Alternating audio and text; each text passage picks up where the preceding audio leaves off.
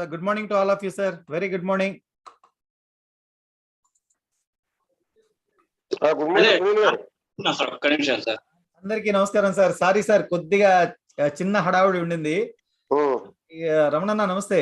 ఎల్లుండికి చిన్న హోమం పెట్టుకున్నాం, భారీ హోమం. ఒక 1147 పర్యాయాలు అమ్మవారి ఖడ్గమాల యాగము. అబ్బో, అది కొంచెం హడావుడిలో ఉన్నాను. దానివల్ల కొంచెం అరేంజ్మెంట్ డిలే అయింది. తర్వాత మన చాట్ లో యూట్యూబ్ లింక్ ఇవ్వడం జరిగింది. ఎవరైనా మన మిత్రులు ఎవరైనా వాళ్ళు చూడదలుచుకున్నా కూడా they can continue it later.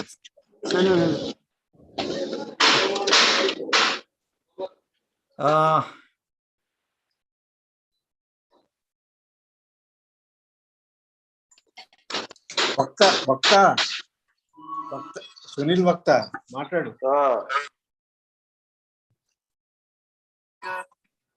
నువ్వు లేకపోతే అంతా డల్ గా ఉన్నారు. అయ్యో ఏంటి కానివ్వండి, తిట్టండి. నిజం. నగేష్ సార్ వచ్చారా? రాలేదు కదా? ఓకే. ఎందుకంటే ఇక్కడ ఎవరో నగేష్ అని ఉన్నారు, ఎవరైనా తెలియలే నాకు. అదే వీరు వేరు ఉన్నట్టుంది. రామరాజ్ శ్రీనివాస్ గారు ఏదో అస్సాంలో ఉన్నారు, నేను జాయిన్ అవుతానని చెప్పారు. మరి ఇవాళ ఏదో వచ్చినట్లేదు. మార్నింగ్ వచ్చారు, ఫస్ట్ వచ్చి ఒక 2 minutes ఉండారు sir. Okay, but hope so definitely హీల్ వస్తారులేదు సార్, మధ్యలో జాయిన్ అవుతారు. రికార్డింగ్ అనేది లైవ్ లో స్టార్ట్ చేయమంటారా? వెళ్ళిపోయింది, రికార్డింగ్ వెళ్తూ ఉంది. లేదు సార్, రికార్డ్ పాజ్ లో ఉంది. బట్ ఈవెన్ లైవ్ వెళ్ళిపోయింది. లైవ్ వెళ్ళిపోయింది. రికార్డ్ అనేది రెజ్యూమ్ చేస్తాం సార్. అది can do it, no problem. Yeah, speaker వచ్చారు వెంకటేష్ ప్రసాద్ స్పీకర్. ఇక్కడ Venkatesh here. Very good morning అండి. Very good morning. Good morning Venkatesh గారు, గుడ్ మార్నింగ్. ఆయన గుర్తుపట్టడం కష్టం, కొంచెం గడ్డం వచ్చేసాడు. స్వామి స్వామి స్వామి స్వామి స్వామి సునీల్. అదే నేను సునీల్ గురించి అనుకుంటున్నాను. ఏ కాడికి ప్రశాంతంగా ఉంచనీయకుండా స్వామిని చేసేసి, ఒక రోజుకి సన్యాసిని కాకుండా సన్నాసిని చేసేసి ఏదో ఒకటి చేయాలని కంకణం కట్టుకున్నాడు మన రమణమూర్తి. అది కాదండి, అది కాదు సునీల్ గారు. సన్నాసి అంటే అందరూ వదిలేసినారు, కానీ మనం అందరూ పట్టుకున్న వాళ్ళు అందుకు సన్యాసులమే.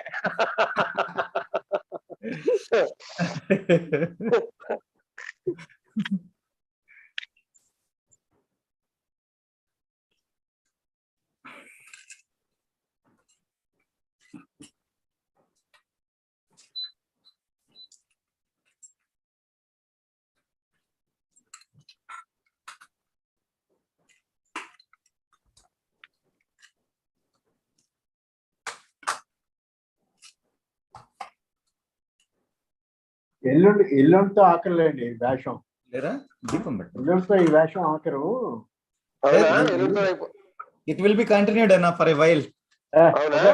బాల తీసే అట్లా కాదు, దసరా సారీ ఉగాది వరకు ఖచ్చితంగా ఉంటుంది. ఉగాది తర్వాత మనకు వార్షికోత్సవ వేడుకలు ఉంది 11వ తారీఖు బాబాకి.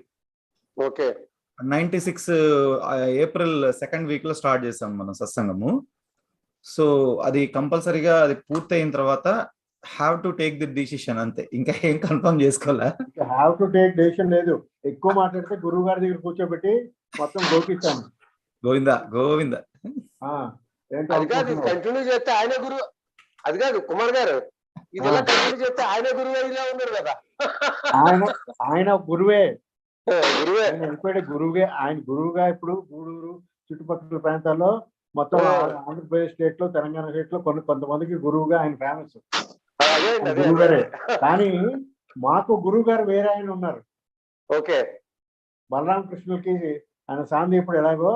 ఓహో, ఓకే అండి, మాకు గురువు గారు వేరే ఆయన ఉన్నారు, సాక్షాత్ అమ్మవారు ఆయన. అచ్చా, ఓకే ఓకే ఓకే. ఎక్కడ? వెదురుపాక అని, రాజమండ్రి. వెదురుపాక అంటే మన ఈశ్వరావులో వెదురుపాక అండి. అది అమలాపురం దగ్గర ఎక్కడ ఉన్నట్టుంది అది ఊరు. అమలాపురం కాదు, రాయవరం. రామచంద్రాపురం దగ్గర రాదు. Yes yes Vedurupaka. Right. Pasalapudi Vedurupaka, Pasalapudi Ramachandrapuram. ఓ అక్కడ ఉన్నారు. ఓకే. ఆయన దగ్గర పెట్టేసేసారి. Okay sir, 23 members were joined. Would like will continue it. Continue చేస్తే మిగతా వాళ్ళు జాయిన్ అవుతారు. మన రామరాజ్ శ్రీనివాస్ గారు రాలేదు. But Nagesh sir, good morning. Good morning Sunil. Good morning Kumar గారు. Good morning sir. Good morning. ఎలా ఉన్నారు? Yeah, with your lovely voice, the session is going to start. అదే అంటున్నాడు మనం రంగి సార్. సునీల్ గారు, మీ రంగి గారు రాలేదంటే వస్తాడంటున్నా.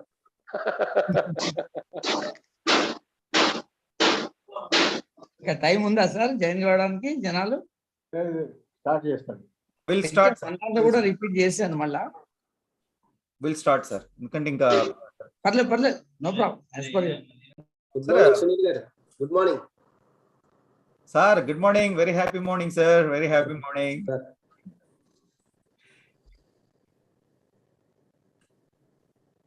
Sir, Bhaskar sir from AFTP. Madras, Chennai. Yeah. Yes. Good morning, Bhaskar garu.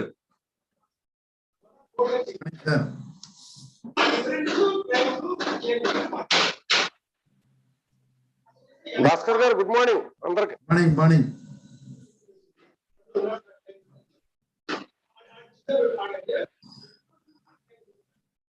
Right. So very good morning to all of you. So you may aware about the recent changes it been happened in the GST, like from the December 2022 onwards. There is a lot of confusions along with the changes which been happened. Many of the taxpayers who is regularly paying the taxes is getting suffered, being many aspects, and moreover the government till now up to December 31st they don't have such an intention to go for doing many audits, but recently from January 1st onwards many notices is been receiving, even particularly about the interest part, whichever the exemption is already allowed by the government for the purpose of a few periods, and especially 50% of the interest which is being given exemption to us. Those periods also the government is issuing, the authorities is issuing the notices, and moreover comparison between GSTR 1 and 3B. You may aware about the recent days the ITC comparison which the notices is receiving regularly from the authorities.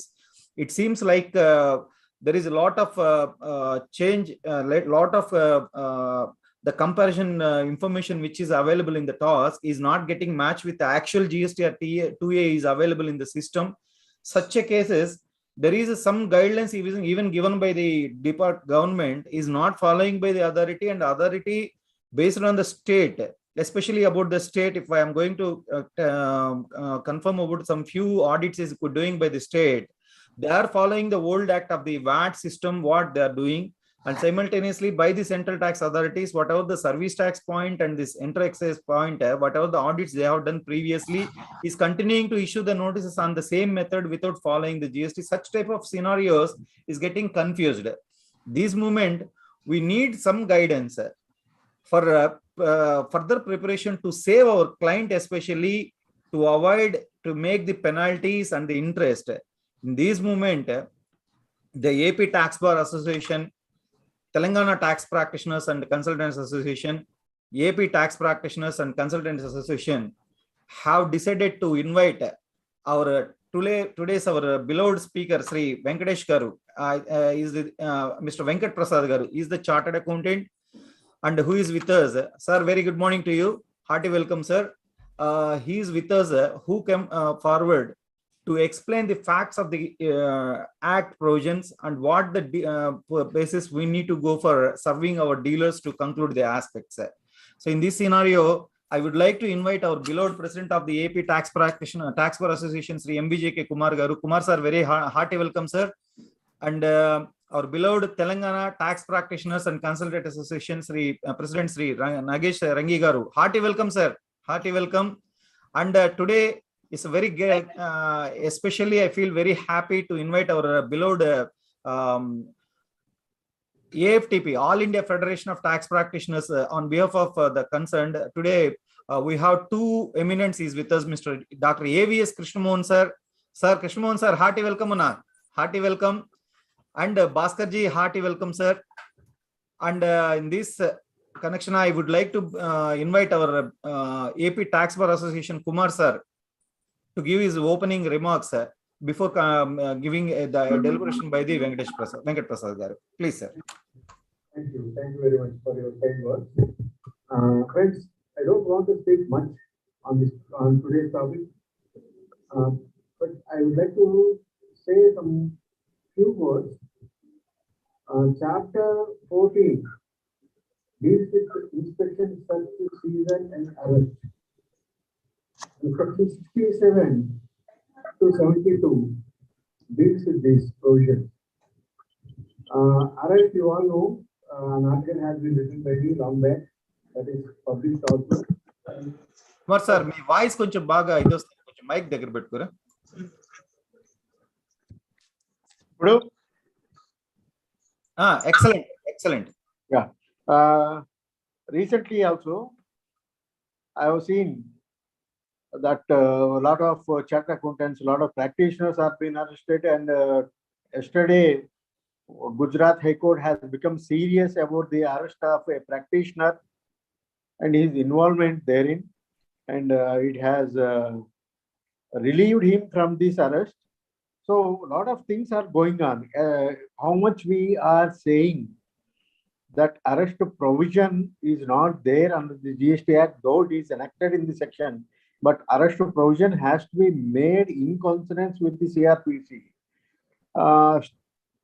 Anyhow, till now, the GST authorities have not taken that particular thing into consideration, and they have not linked with the CRPC.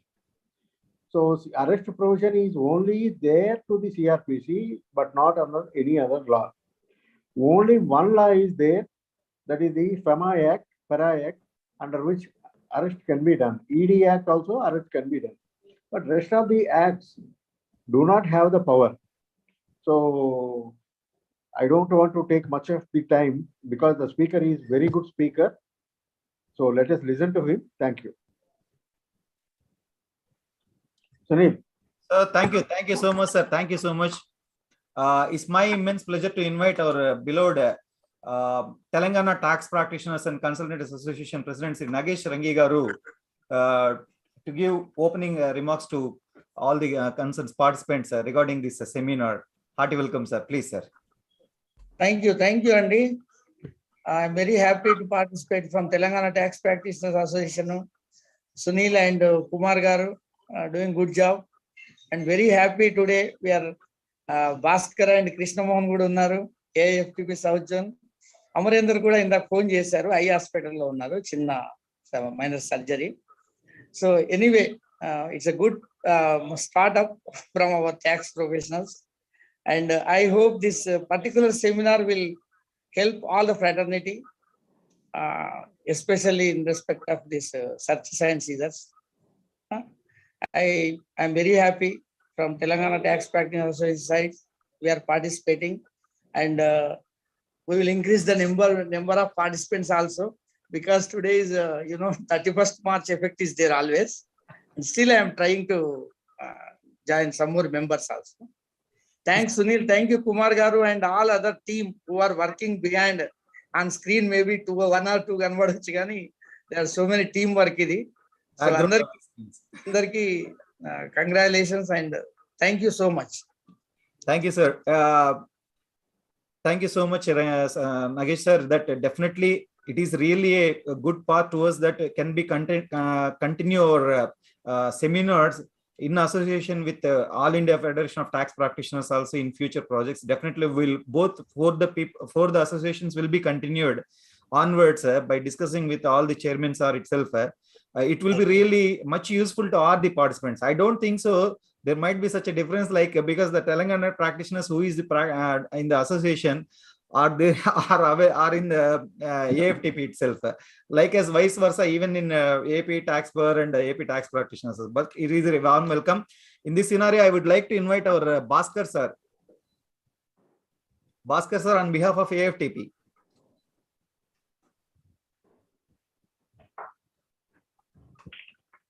Bhaskar sir, are you available, sir? No. Okay, right. I kindly request our beloved Secretary of All India Federation of Tax Practitioners South Zone, Sri A.V.S. Krishnamohan sir. Krishnamohan sir, good morning.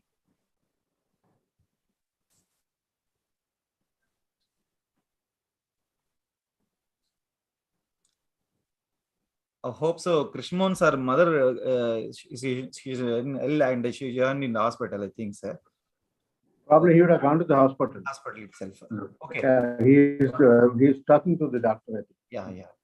Now it's my immense pleasure to invite our today's beloved speaker, Sri Venkat Prasad Garu, Pasupuleti Venkat Prasad Garu, who is with us, an eminent speaker about the GST Act, is with us.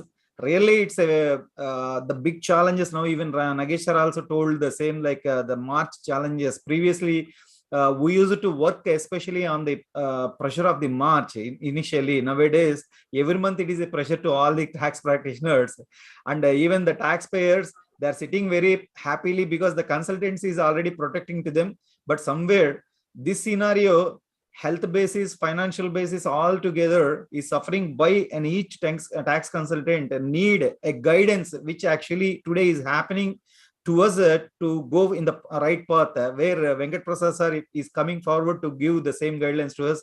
Hearty welcome, sir. I would like to invite our Venkat Prasad Garu to continue the session itself. Please, sir. Thank you, Sunil sir, for your introduction and nice remarks. And I also thank Kumar sir for this opportunity and the coordination and his initial remarks. And I also thank Nagesh sir for his initial remarks. So I'll start the session.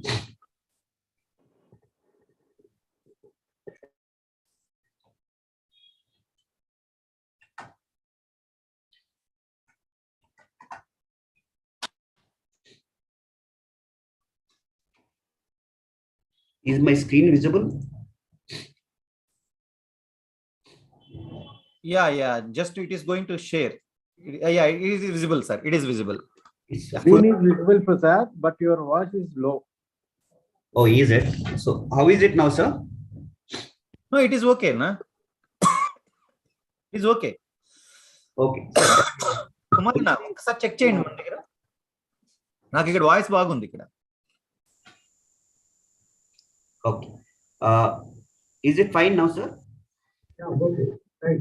Okay. Okay. Sir, full screen వస్తుంది కదా?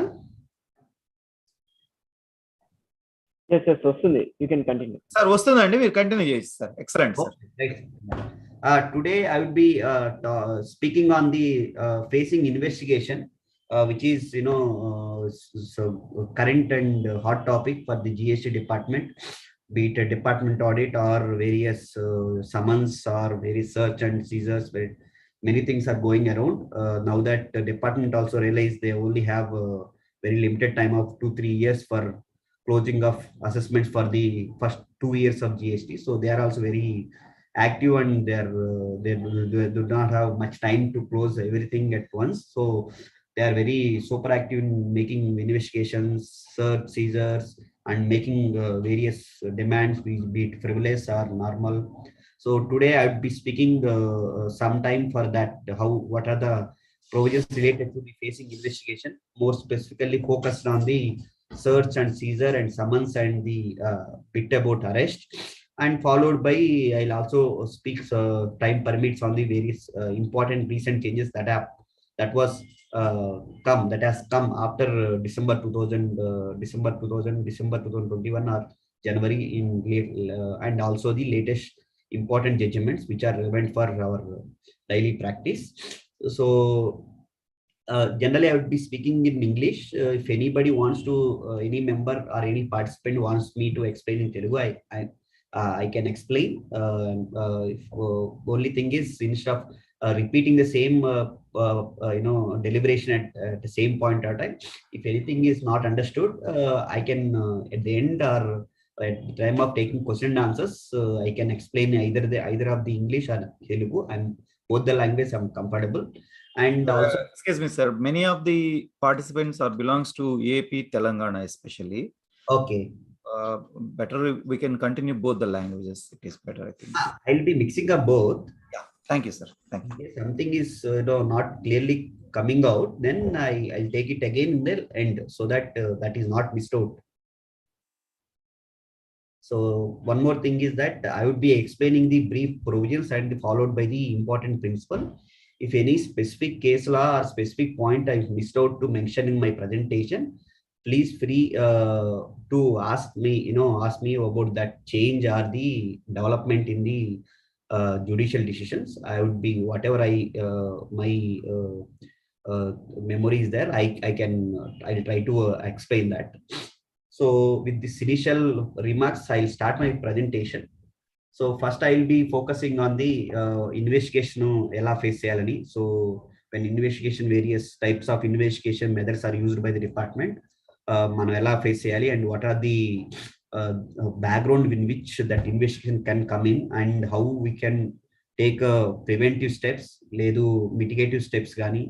And okay, after we taking preventive or mitigative also, still there was disputes annappudu, how should we, what are the legal provisions ఏం చెప్తాయి, and మన rights ఏంటి, మనం ఏం తెలుసుకోవాలనేది కూడా I will just touch up on. So basically the objective of today deliberation is to give this kind of this is the objective. So ఏదైనా మనం prepare అయి ఉండడం always better than suddenly facing some big issue or heavy issue which will create tensions and anxieties in the minds of the taxpayer as well as practitioners like us. Because simple ga client ఏం చెప్తారంటే అంతా మీరే చేశారు కదా sir, మళ్ళీ నన్ను అడుగుతున్నారు ఏంటంటాడు. So likewise, so we have to, while making some decision also, we have to be very clear the consequence and how in future it comes, how we should be clear. So that is what. And also manakunna safeguards enti and manakunna mitigation methods enti future lo ilanti issues vachinappudu ఏ రకంగా మనం we can protect the client as well as us. And before getting into the how we should face, we should also understand asli disputes enduku vastayi and why the disputes in life comes, particularly tax. So this is always there is tax law is not an exception. Basically everywhere this is only the difference of mindset. For example, the tax office always wants to collect tax more to the government. He being a government servant, he wants to collect more tax.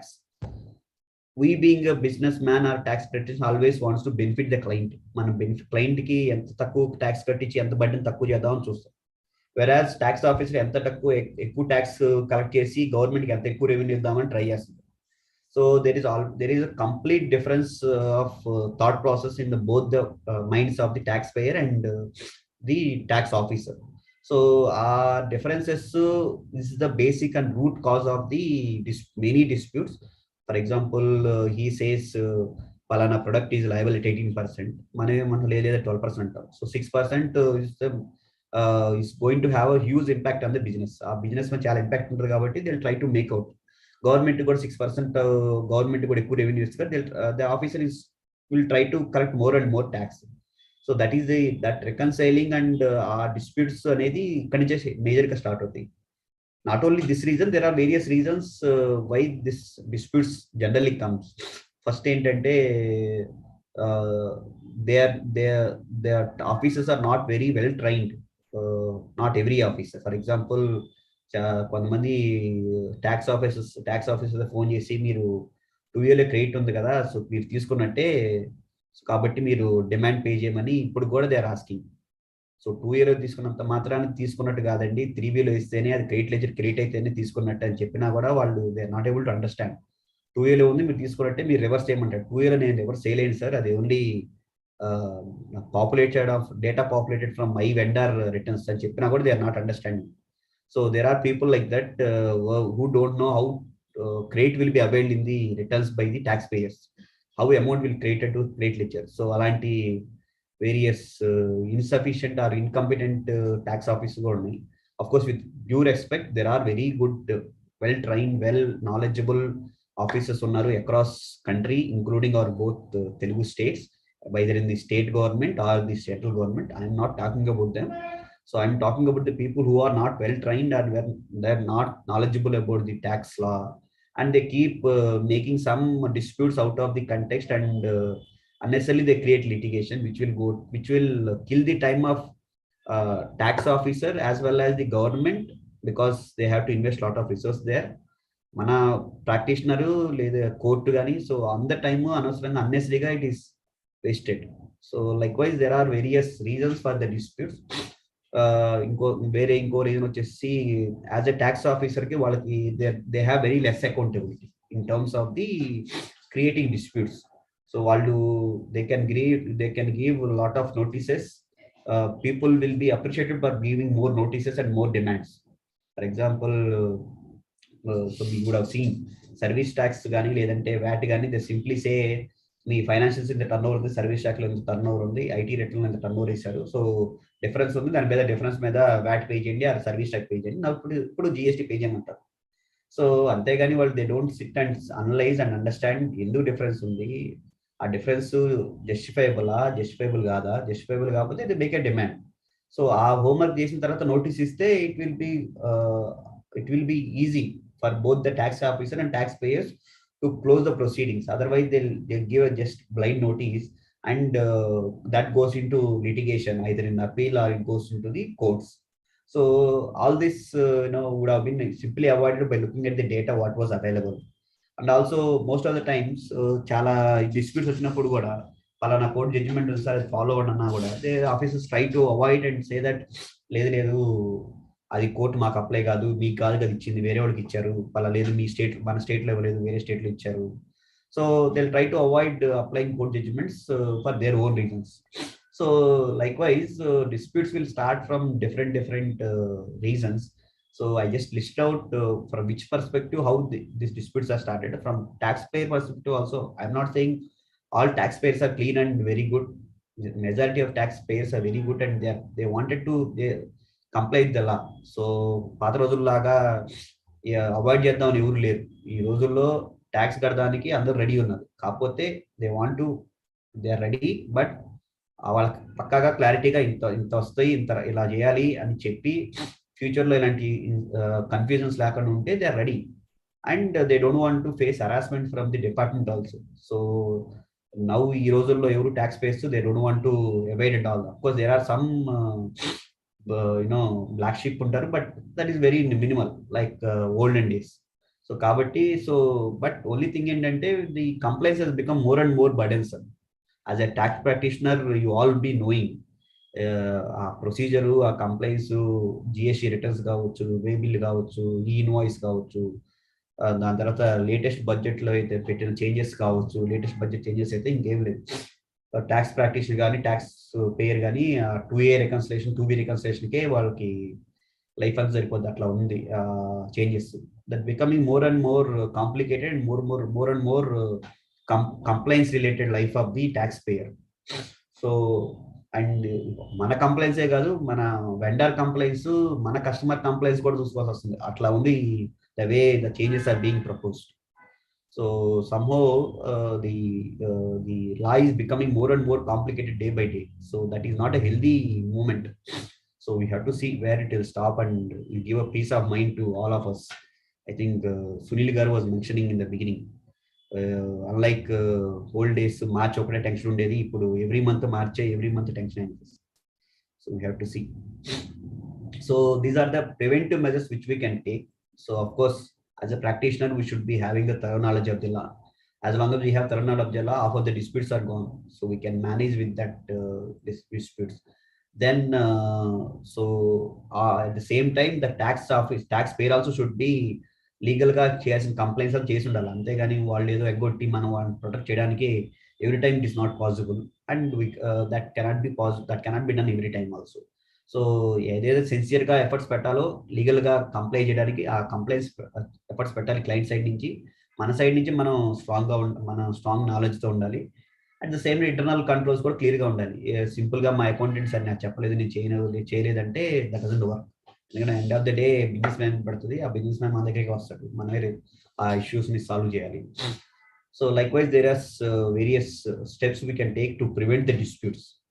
అలాగే these are the steps for mitigate. So మనం prevent steps తీసుకున్నాము, అది తీసుకోలేదు, but dispute వచ్చింది. ఆ dispute వచ్చినప్పుడు దాన్ని ఎట్లా మనం మిటిగేట్ చేసాము, ఎలా మనం ఆ ఇంపాక్ట్ ని తగ్గించాం అనేది కూడా ఇంపార్టెంట్. సో డైరెక్ట్ గా డిమాండ్కి వెళ్ళకుండా, డైరెక్ట్ గా ఏదో ఇది డిస్ప్యూట్స్కి వెళ్ళకుండా మనం ఏ రకంగా మిటిగేట్ చేయొచ్చు. ఫర్ ఎగ్జాంపుల్, ఏదో small amount of ITC was wrongly taken. అలాంటప్పుడు instead of filing and going to litigation, so ITC reverse చేసేసి యూటిలైజ్ చేయకపోతే ఇంట్రెస్ట్ కూడా అవసరం లేదు కాబట్టి సో పే చేసేసి ఎలాంగ్ విత్ ఇంట్రెస్ట్ క్లోజ్ అయిపోయింది కాబట్టి పెనాల్టీ లేకుండా, నోటీస్ లేకుండా ఇవ్వచ్చు అనేసి సెక్షన్ 73లోనే క్లియర్గా చెప్పారు. 73(5), 70, 73 subsection 8. సో అలాంటి ప్రొవిజన్స్ యూజ్ చేసుకొని మనం we can cut the disputes at this, bury the disputes here itself. So instead of going in to the long driven process of litigation. అలాగే కాస్ట్ బెనిఫిట్ అనాలిసిస్ కూడా, for example small disputes, అవి ఎంత మనం పక్కాగా ఉన్నా, కరెక్ట్గా ఉన్నా కూడా ఆఫీసర్స్ మేకింగ్ డిస్ప్యూట్స్ అంటే కనుక మనం డిస్ప్యూట్స్కి వెళ్ళే ముందు ఒకసారి అసలు అది మనకి ఎంతవరకు ఫైనాన్షియల్గా ఇంపాక్ట్ చూసుకొని దాన్ని బట్టి we can take action. If it is nominal amount, let's pay and close it and give that information to the department saying that మేము యాక్సెప్ట్ చేయట్లేదు, బట్ బికాజ్ ఇది నామినల్ అమౌంట్ ఆర్ ఫైనాన్షియల్గా ఇంపాక్ట్ ఉండదు కాబట్టి very less కాబట్టి we are agreeing, but as a matter of concept we are not agreeing అని చెప్పొచ్చు. The same time ఏం మనం చెప్పినా కూడా క్లియర్గా ఇన్ రైటింగ్లో పెట్టడం అడ్వైజబుల్. అండ్ ఆర్టీఏ యాక్ట్ కూడా చాలా, most of the people I think they just give of for various government correspondence we can use the right to information act. For example నా experience చెప్పాలంటే ఒక కేసులో డిపార్ట్మెంట్ ఆడిట్ చేశారు వాళ్ళు, they said 3 years audit చేశారు. ఒక ఇయర్కి income tax return కను ST3కి డిఫరెన్స్ ఉంది, సర్వీస్ ట్యాక్స్ రిటర్న్స్కి మీరు సర్వీస్ ట్యాక్స్ తక్కువ పే చేశారని ఒక ఆడిట్లో అబ్జర్వ్ చేసి దాని మీద నోటీస్ ఇచ్చారు. క్లయింట్ షోకాజ్ నోటీస్ వచ్చిన తర్వాత నా దగ్గరికి వచ్చాడు. సో నేను అప్పుడు ఏం చేసామంటే, వాళ్ళు యాక్చువల్ ఫిగర్స్ చూస్తే previous last 2 years they paid excess, వాళ్ళు ఎక్కువ ఎక్సెస్ పే చేశారు. టర్న్ ఓవర్ ఇన్కమ్ ట్యాక్స్ కన్నా సర్వీస్ ట్యాక్స్ రిటర్న్స్ లో ఎక్కువ చూపించి పే చేశారు. 3rd year తెలుసో తెలియకో తక్కువ పే చేశారు. సో బట్ వాళ్ళు ఆడిట్ వాళ్ళు తెలియక చేశారంటే ఓన్లీ డిఫరెన్స్ ఉన్న పాయింట్స్ తక్కువ పే చేసిన ఇయర్స్ తీసుకొని దాని మీద సర్వీస్ డిమాండ్ చేశారు. ఫస్ట్ 2 years చేయలేదు. సో మనం ఎక్స్ప్లెయిన్ చేయొచ్చు, మన బుక్స్ ప్రకారం చేయకపోవచ్చు, బట్ అదంతా మన సైడ్ ప్రజెంటేషన్. బట్ మన సైడ్ ప్రజెంటేషన్తో పాటు వాళ్ళ సైడ్ నుంచి కూడా కన్ఫర్మేషన్ ఎలా ఉండాలని ఏం చేశానంటే, ఒక ఆర్టీ అప్లికేషన్ పెట్టాను. డిపార్ట్మెంట్ ఆడిట్ వర్కింగ్ పేపర్స్ నాకు ఇవ్వండి అని. ఎందుకంటే వాళ్ళు ఆడిట్ అనెక్సెస్ ప్రకారం వాళ్ళు they have to perform reconciliation every year చేయాలి. సో చూస్తే రికన్సిలేషన్ క్లియర్గా వాళ్ళే రాసుకున్నారు. First 2 years excess turn over declare చేశారు, ఎక్సెస్ పేమెంట్ చేశారని వాళ్ళ వర్కింగ్ పేపర్స్లో. సో ఆ వర్కింగ్ పేపర్స్ చూపిస్తే ఇట్ ఈస్ కామన్ సెన్స్. వాళ్ళు ఫస్ట్ 2 years మీరు ఎక్కువ పే చేశారు, 3rd year తక్కువ పే చేశారంటే అది అడ్జస్ట్ చేసుకోవచ్చు కదా, మీరు అనవసరంగా డిమాండ్ పే చేశారు. So it is officially also because they have give, it has come through official channel కాబట్టి, రైట్ టు ఇన్ఫర్మేషన్ కాబట్టి, సో ఇట్ ఈస్ ఈజీ, అక్కడతో డిస్ప్యూట్ క్లోజ్ అయిపోయింది. సో అట్లా likewise we have to use the wherever మనకి మనకు పక్కాగా information లేదు అంటే we can apply for the RTA. Likewise some judgements also వాళ్ళు అప్రూవ్ చేశారా లేదా అని కూడా మనం can apply right to information act. And sometimes junior officers వినకపోతే we can escalate to the senior officer and we can explain the. జనరల్గా senior officer will hear more and they'll understand the main problem. It's not that junior office don't understand. ఏంటంటే వాళ్ళకున్న ఎక్స్పీరియన్స్తో వాళ్ళు they can visualise better position అంతే. So wherever require మనం senior ఆఫీసర్కి escalate చేసి ఇలా కొంచెం ప్రాబ్లం అవుతుంది, ఇబ్బంది అవుతుందంటే most likely that sometimes it helps. Of course sometimes మనకి అగెనిస్ట్ కూడా అవ్వచ్చు, బట్ మనం ఆ ఛాన్స్ తీసుకోవచ్చు. అండ్ ఒక్కోసారి కొన్ని ఇష్యూస్ టెక్నికల్గా కూడా ఆఫీసర్స్ కాంట్ డూ ఎనీథింగ్, వాళ్ళు హెల్ప్ చేయలేదు. ఎందుకంటే గవర్నమెంట్ ఏదో సర్క్యులర్ ఇచ్చింది ఏమనంటే మీరు అలానా క్లాసిఫికేషన్ ఇదే అని. బట్ ఆ పర్టికులర్ కేసులో క్లయింట్కి చాలా బర్డెన్సమ్ అవుతుంది, అది కనుక అడాప్ట్ చేస్తే క్లయింట్ బిజినెస్ అయితే కిల్ అవుతుంది. సో అలాంటి టైంలో officers also cannot help because government circular ఇచ్చినప్పుడు he has to implement that. So అలాంటప్పుడు ఏం చేయొచ్చు అంటే మనం గవర్నమెంట్కి కమిషనర్ కావచ్చు, లేదంటే సెక్రటరీ కావచ్చు, లేదంటే ఇప్పుడు జిఎస్టీ కౌన్సిల్కి కావచ్చు, బోర్డుకి కావచ్చు, మనం రిప్రజెంట్ చేయొచ్చు. దిస్ ఈస్ ది సర్క్యులర్, ఇలా బర్డెన్ అవుతుంది, so this may be withdrawn అనో, లేదంటే ఇట్లా కాజింగ్ హార్డ్షిప్ అని మనం రిప్రజెంట్ చేయొచ్చు. One of the quick instance ఏంటంటే గవర్నమెంట్ ఒక సర్క్యులర్ ఇచ్చింది, ఏమనంటే ఈ discounts, promotional discounts various types చేసేసి ఈ కేసెస్ ఇలా చేయలే అని.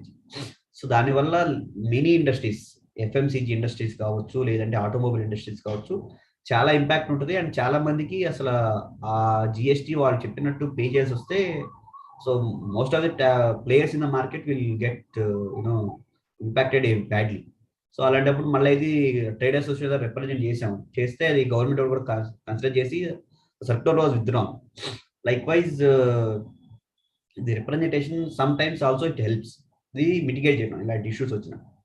అలాగే rate remedies, of course Kumar sir is there and various people are there who can will help with us for us. So ఎక్కడైతే officers also not ready to cooperate, or they are ready to cooperate but somehow they have their own limitations అన్నప్పుడు go to high court and get the directions or instructions from the court. So ఇలాంటివి like the only indicative way, ఇలా various steps తీసుకొని మనం we can mitigate the disputes and show our bona fide. లేదు మనం ఏదో ఈ mitigate స్టెప్స్కి వెళ్ళకుండా డైరెక్ట్గా ఏదో లిటిగేషన్కి వెళ్ళడం కూడా it is not every time it's not advisable. So మనం so far we have seen అసలు డిస్ప్యూట్ ఎందుకు వస్తుంది అండ్ వచ్చినప్పుడు దాన్ని రాకుండా మనం ఏం ప్రివెంటివ్ తీసుకోవచ్చు. ఇన్ కేస్ వచ్చేసింది ప్రివెంటివ్ తీసుకున్నా కూడా డిస్ప్యూట్ వచ్చిందంటే దాన్ని ఎలా మిటిగేట్ చేస్తూ చూసాము. సో ఇప్పుడు అసలు డిస్ప్యూట్ ఎలా స్టార్ట్ అవుతుందో చూద్దాం. Dispute will start with some enquiries. ఆ ఎంక్వైరీస్ రొటీన్ ఎంక్వైరీస్ అయి ఉండొచ్చు, లేదంటే డేటా అనలిటిక్స్ అవ్వచ్చు. For example central tax offices అయితే DGRM అని ఒకటి ఉంటుంది, director general of risk management అని. వాళ్ళు they are dumping the data like anything. వాళ్ళు కూర్చొని 2A versus 3B అని, లేదంటే 1 versus 3B అని ఆ అనలైజ్ చేసేసి ఆటోమేటిక్గా వాళ్ళకి ఎవ్రీ మంత్ వాళ్ళకి ఆఫీసెస్కి లిస్ట్ వెళ్తుంది అనమాట. ఈ GST నెంబరు, ఈ ట్యాక్స్ పేయరు, ఈ ITC ఇంత డిఫరెన్సెస్ కనపడుతుంది, మీరు ఎక్స్ప్లెనేషన్ తీసుకోండి, యాక్షన్ తీసుకోండి. సో వాళ్ళకి అసలు every month it is going to be big task. So అలాంటి డేటా అనలిటిక్స్ కావచ్చు, లేదంటే ఏదో ఒక కొన్నిసార్లు ఏమవుతుందంటే ఆఫీసర్స్కి ఏదో ఎంక్వైరీకి వచ్చి ఉంటారు, వాళ్ళకి ఏదో గుర్తొచ్చి వాళ్ళు ఏదో అడుగుతారు. సో ఇలాంటి రకరకాల enquiries can start. So the roving enquiry కావచ్చు, లేదంటే ఫిషింగ్ ఎంక్వైరీ కావచ్చు, లేదా ఒకసారి ఇంటెలిజెన్స్ ఇన్ఫర్మేషన్ ఉండేది వీళ్ళు come for search and inspection అలాంటి కావచ్చు, లేదంటే ఈ డేటా అనలిటిక్స్ నేను చెప్పిన ప్రకారం కావచ్చు. సో రకరకాలుగా రావచ్చు. అండ్ సెర్చ్ వచ్చినప్పుడు కావచ్చు, లేదంటే ఒకసారి ఈ మీరు చాలాసార్లు విని ఉంటారు, ఈ సీరియస్ కేసు అయితే సమ్మన్స్ ఇవ్వడం కావచ్చు. సో అలాంటి జరుగుతూ ఉంటాయి ఇంట్రాగేట్ చేయడానికి. ఒక్కోసారి సిస్టమ్ జనరేటెడ్గా షోకాజ్ నోట్స్ జనరేట్ చేస్తుంది, ఎందుకంటే 2 versus 3B ఉంది, మీరు డిమాండ్ పే చేయమని. Many states they are generating demand notes directly, they are not even bother to ask explanation before show cause notice. అలాంటివి ఉన్నాయి. సో అలా dispute can start. So one important point ఏంటంటే కనుక సెంట్రల్ ట్యాక్స్ ఆఫీసెస్ నుంచి ఏ కరెస్పాండెన్స్ వచ్చినా, like income tax, GSTలో కూడా డాక్యుమెంటేషన్ ఐడెంటిఫికేషన్ నెంబర్ ఉండాలి, కంపల్సరీగా ఉండమని మెన్షన్ చేయాల్సిందని చెప్పారు. All communications, there is no document which is accepted from this. Everything is should contain document identification number. And circular చెప్పిన దాని ప్రకారము as well as finance minister open ఫోరంలో చాలా సార్లు చెప్పారు, without this DIN the document can be thrown out in dustbin అనేసి. So అంత importance ఉంది దీనికి.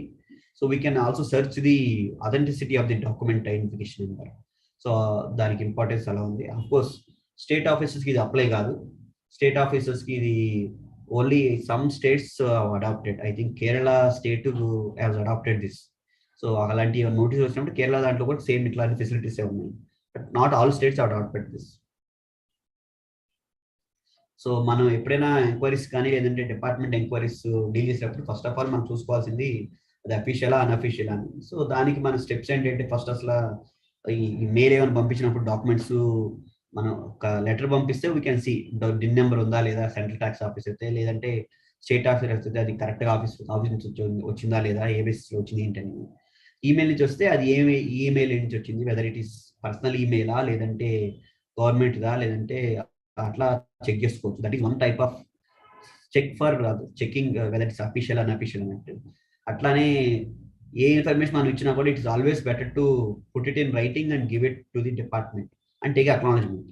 So if it is acknowledgement ఇవ్వకపోతే ఇప్పుడు ఈమెయిల్ కూడా రికగ్నైజ్ మోడ్ ఆఫ్ కమ్యూనికేషన్ కాబట్టి we can send them male and చేయొచ్చు. లేదంటే ఈమెయిల్ కూడా మన దగ్గర లేదు అంటే కనుక రిజిస్టర్ పోస్ట్ చేయొచ్చు, అలా ఏం చేయొచ్చు.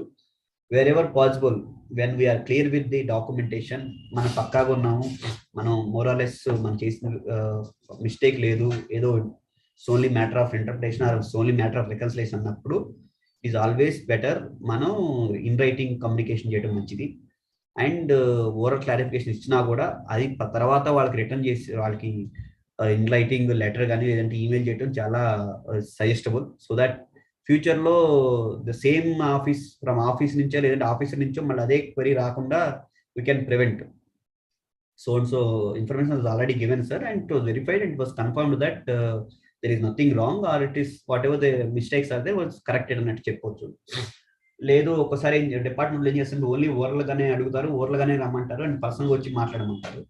ఇప్పుడు మాట్లాడినప్పుడు కూడా అది క్లోజ్ అయినప్పుడు కూడా వెన్ ఎంక్వైరీస్ గోయింగ్ ఆన్ మనం ఓవర్లుగానే చేయొచ్చు. బట్ అయిపోయిన తర్వాత మనం ఒక జస్ట్ సమ్మరీ లాగా ఇవ్వచ్చు, ఇట్లా అడిగారు, మేము మా ఇన్ఫర్మేషన్ అడిగారు, ఈ ఇన్ఫర్మేషన్ మీకు చూపించాము, మీరు ఎట్లా వెరిఫై చేసుకున్నారు, మీరు ఫైనల్ గా ఫౌండ్ టు బి కరెక్ట్ అని మీరే చెప్పేసి చెప్పారు. సో మా వి హోప్ అది ఇన్వెస్టిగేషన్ ఆర్ ఎంక్వైరీ అయిపోయింది అనేసి మనం ఒక ఇచ్చేస్తే ఫ్యూచర్ లో ఇది చేశారు, ఇదంతా వెరిఫై చేశారు అనే దగ్గర మన దగ్గర ప్రూఫ్ ఉంటుంది. లేదంటే మళ్ళీ ఈ ఆఫీసర్ ట్రాన్స్ఫర్ అయిపోయి ఇంకో ఆఫీసర్ వచ్చినప్పుడు మళ్ళీ స్టార్ట్ చేస్తారు అండ్ మళ్ళీ మనల్ని ఇబ్బంది పెడతారు. మళ్ళీ చేసిన పని మనం డబుల్ టైం చేయాలి. సో క్లయింట్ ఎన్నిసార్లు చేసినా కూడా ఫీజు అదే ఇస్తాడు, అది వేరే విషయం. సో అన్నెసరిగా మనం మన ఓన్ టైంని మనమే ఎక్కువగా వేస్ట్ చేసుకుంటూ ఉంటుంది. సో ట్రై టు ఇలాంటి అక్నాలజ్మెంట్స్ ఉన్నప్పుడు ఏంటంటే మనకి హెల్ప్ అవుతుంది. సో ఎన్ని అయిపోయినట్టు ఈ లెటర్ చూపిస్తే అట్లీస్ట్ సమ్ కేసెస్ మనకి డబల్ టైం తగ్గుతుంది అండ్ క్లయింట్ కూడా హ్యాపీ. సో సెకండ్ టైం వచ్చినప్పుడు సింపుల్గా అయిపోయింది చూపించేసామని. లేదంటే క్లయింట్ కూడా సార్ లాస్ట్ టైం మీరే చేసి ఇప్పుడు మీరే చేస్తున్నారు సార్, ఎందుకు క్లోజ్ చేయట్లేదు అనేసి some clients may not appreciate also. So అలాంటివి చూసుకోవచ్చు. అండ్ ఎప్పుడైనా సెర్చ్ కానీ సీజర్ కానీ వచ్చినప్పుడు ఇన్స్పెక్షన్కి వచ్చినప్పుడు కూడా we can ask for ID. There is nothing wrong in asking for ID. Can say sir మనం మా రికార్డ్స్ పర్పస్ కోసం మేము మీ ఐడి అడుగుతున్నాం, మీరు ఇవ్వండి అంటే వాళ్ళు కూడా they don't mind. So burden of proof is also important. ఏదైతే డిస్ప్యూట్స్ రిలేటెడ్ టు క్లాసిఫికేషన్ కానీ వాల్యుయేషన్ కానీ ఉంటే కనుక department has to prove that is wrong or right. So వాళ్ళు ఏం చెప్తారంటే మీరు అండర్ వాల్యూ చేశారు, సో ట్యాక్స్ తక్కువ పేసారు అంటారు. అలాంటప్పుడు it is for the revenue department to prove that it is actually under value. So burden of proof is on the department. Classification కూడా అంతే, చేంజ్ ఆఫ్ క్లాసిఫికేషన్ ఉన్నప్పుడు కూడా అంతే. However if it is exempted and ITC input tax credit, tax payer has to prove is burden. అంటే నేను ఎగ్జామ్షన్కి eligible అని tax payer he has to prove he's eligibility. Similarly for input tax credit also in fact section 155 లో కూడా పెట్టారు clear గా, burden of proof is on the tax payer for the input tax credit అనేసి. So నేను eligible, నాకు I'm eligible for the credit అనేసి it is for the tax payer to prove. Similarly, wherever there are some circulars which are supporting us, we can use it. Which are not supporting but damaging us, we can challenge in the court, or we can ask for that will not bind us. So we can ask for the application of the law. Of course, that goes for litigation, that is different. But surplus, it is not a circular. Is mana edo mana doors are closed annattu kaadu. Still, if we have a chance, we can either go to court or we can fight out on the courts. And ఇంకొక important point ఏంటంటే చాలా సార్లు తెలుసో తెలియక మనమే ఎక్కువగా anxiety tensions తీసుకుంటాం. ఏ investigation వచ్చినా, సెర్చ్ అయినా, సర్జరీ వచ్చినా కానీ, ఆర్ ఇన్స్పెక్షన్స్ వచ్చినా కూడా మనకి ఏదైనా కూడా వీ హ్యావ్ రెమెడీ. ఎందుకంటే everything is not absolute. So ఆఫీస్కి వచ్చినంత మాత్రాన ఏదో ట్యాక్స్ పేరు జైలుకి వెళ్ళిపోతారని కాదు. As long as it is done as per the law, so there is nothing to be worried. Some times ఆ డిస్ప్యూట్ క్లోజ్ అవడానికి కానీ లేదంటే రిజాల్వ్ అవడానికి టైం పట్టచ్చు, బట్ ఆ patience somehow it pays back. So so కాబట్టి we not be panic or should not be anxiety. So మనకి ఎప్పుడైనా రైట్ టు ఫైట్ అనేది అవైలబుల్ ఉంటుంది. That is fundamental constitution right was given. So now I'll go to so far I have discussed the conceptual points of how dispute ఎలా వస్తుంది, మనం ఎలా prevent చేయొచ్చు, ఎలా మిటిగేట్ చేయొచ్చు, ఎలా స్టార్ట్ అయినప్పుడు మనకున్న ఏంటనేసి. ఇప్పుడు I'm talking about the inspection, search and seizure under section 67 that deals with under GST, CGST Act, which is similar provision is there for Telangana state GST and other Andhra Pradesh GST Act also. So 67 talks about the inspection. ఎప్పుడు వాళ్ళు inspect చేయొచ్చు, ఎప్పుడు search చేయొచ్చు, ఎప్పుడు goods కానీ books of records కానీ seize చేయొచ్చు అని section 67 talks about. So first and foremost point ఏంటంటే కనుక సర్చ్ అయినా ఇన్స్పెక్షన్ అయినా జాయింట్ కమిషనర్ ఆథరైజేషనే ఉండాలి. జాయింట్ కమిషనర్ ఆథరైజేషన్ లేకుండా అసిస్టెంట్ కమిషనర్ కానీ డిప్యూటీ కమిషనర్ కానీ ఆర్ బిలో హిస్ లెవెల్ కానీ they cannot search the premises or cannot inspect the premises without authorization of the joint commissioner. And ఇంకో point ఏంటంటే ఆ search అనేది business house లోనే చేయాలి and not in add hours. Mid night ఎప్పుడో వచ్చేసి మీరు సర్చ్ చేస్తాము, మీరు ఆఫీస్ అంటే కాదు, unless it is very serious case. ఇంకోటి వచ్చేసి కోర్సివ్ మెజర్స్ యూజ్ చేయకూడదు సర్చ్ లో. సో వేరియస్ కేస్ లాస్ ఏమనంటే సర్చ్కి వచ్చినప్పుడు మీరు can't demand tax and if at all the taxpayer is agreeing, ask him to pay on his own. మీరు course చేయకూడదు. Of course practicality మీకు తెలుసు ప్రాక్టికల్గా ఎలా ఉంటుంది మోస్ట్ ఆఫ్ ద టైమ్స్ అనేసి. ఇంకోటి వచ్చేసి ఆఫీసెస్ ఏం చేసినా వ్యాలిడ్ అనేది కూడా కాదు.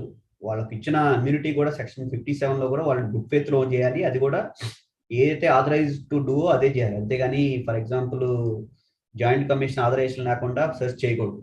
But assistant commissioner has done the search and is collected some tax, so that is unauthorized collection. That is what was held in the two judgments what I have cited in the slides. So while without authorization they have come and in fact they are troubled like anything. 3 days 4 days వాళ్ళు taxpayer inflow will stay చేశారు.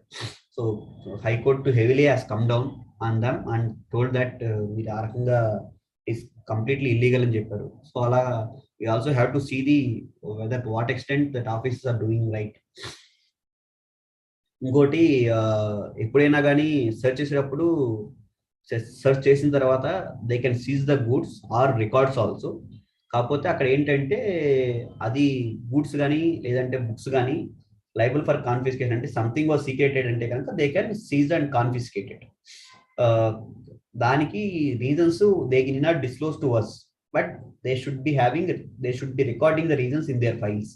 So మనం కోర్టులో challenge చేసినప్పుడు మనం చెప్తారు. Otherwise వాళ్ళు అక్కడ చెప్పేటప్పుడు మీరు ఎందుకు కాన్ఫిస్కేట్ చేస్తున్నాం, ఈ రీజన్స్ వల్ల మేము we're confiscating need not be told. They can only say section 67 ప్రకారం we're seizing of your goods or books అని చెప్పొచ్చు. అట్లానే ఇంకొక క్వశ్చన్ ఏంటంటే మనీ అండ్ టైటిల్ డీడ్స్ చేయొచ్చా అనేది question. So section 67 prakaram it says properties, goods liable for confiscation are documents of books and all. So money, title deeds they cannot seize here, but in the provisional attachment they can. So similarly eppadaina books gaani records gaani vallu seize chesinappudu మనం we can ask for a copies తీసుకుంటే so that మనకి regular గా record seize ఉంటుంది. Otherwise వాళ్ళు books record seize చేసేస్తే మనకి regular కంప్లైన్సీ problem అవుతుంది. And when ever ఈ ఇన్స్పెక్షన్ కానీ లేదంటే సెర్చ్ చేసినప్పుడు దే హ్యావ్ టు డ్రా పంచనామా. అది ఆ పంచనామాలో వాళ్ళ కంటెంట్స్ విట్నెస్ కావచ్చు లేదంటే మనం కావచ్చు అగ్రీ అయిన తర్వాత సైన్ చేయాలి, లేదంటే don't sign without reading it. ఎందుకంటే దాంట్లో దే మెన్షన్ క్రిటికల్లీ ఏం జరిగింది ఏంటని ఆ రోజు. అండ్ గూడ్స్ అయితే కనుక 6 months from the seizure we can ask for the release. In between కూడా మనం అడగొచ్చు, కాబట్టి దానికి బాండ్ ఎగ్జిక్యూట్ చేయాలి, లేదా after 6 months automatic they have to return back. Perishable అయితే కనుక we can ask for early release. Books వచ్చేసి రికార్డ్స్ అయితే కనుక ఒరిజినల్ బుక్స్ రికార్డ్స్ అయితే కనుక నోటీస్ ఇచ్చిన 30 days లో మనకు అడగొచ్చు. అన్నిటికన్నా ఇంపార్టెంట్ ఏంటంటే క్రాస్ ఎగ్జామినేషన్ వల్ల I think department most of the cases where they simply make a case on the based on the evidences only statements. For example ఏదో ఫేక్ ఐటీసీ కేసు వస్తే department also do not get any evidence except that the confession made by the tax payer. So దానికి ఒక settled legal theory ఏంటంటే statements are not sufficient complete evidence that there is something was committed. So ఆ statement చేసినప్పుడు ఇంకొక point మనం చూసుకోవాల్సింది ఏంటంటే cross exam చేయొచ్చు. ఫర్ ఎగ్జాంపుల్, నా వెండర్ ఏం చెప్పాడంటే నేను సప్లై చేయలేదు, జస్ట్ పేపర్ ఇన్వాయిస్ ఇచ్చాను and I got some amount in return అని చెప్పేశాడు. అలాంటప్పుడు అది ఏ సిచ్యువేషన్ అలా చెప్పాడు, అసలు అది ఏ బ్యాక్గ్రౌండ్ లో ఏ బేసిస్ లో చెప్పాడు అనేసి మనం క్రాస్ ఎగ్జామ్ చేయొచ్చు. ఆ క్రాస్ ఎగ్జామ్ ఎప్పుడు చేయొచ్చు? నోటీస్ ఇచ్చిన తర్వాత we can call all of them for cross examination అని అడగొచ్చు. సో మీరు క్రాస్ ఎగ్జామినేషన్ లో ఏ బేసిస్ లో చెప్పారనేది. So 90% department knowingly or unknowingly they deny this cross examination. ఎందుకంటే they also knows once cross exam చేస్తే ఎవిడెన్స్ ఫెయిల్ అవుతుంది 90%. ఎందుకంటే they not put up that concrete గా క్రాస్ స్టేట్మెంట్స్ వాళ్ళు రికార్డ్ చేయరు, చేసినా కూడా దట్ విల్ నాట్ స్టాండ్ అనేసి. So cross examination, asking for cross examination and insisting for the cross examination అనేది చాలా critical and important in the investigations and also demands wear ever they made demand based on the statements. And search any forms, INS01 any forms, I think we have discussed. Now I'll move on to the summons. So summons, as a matter of fact, summons is nothing but a document, the invitation to interrogate that person. So under GST, the section 70 is the provision that deals with the summons.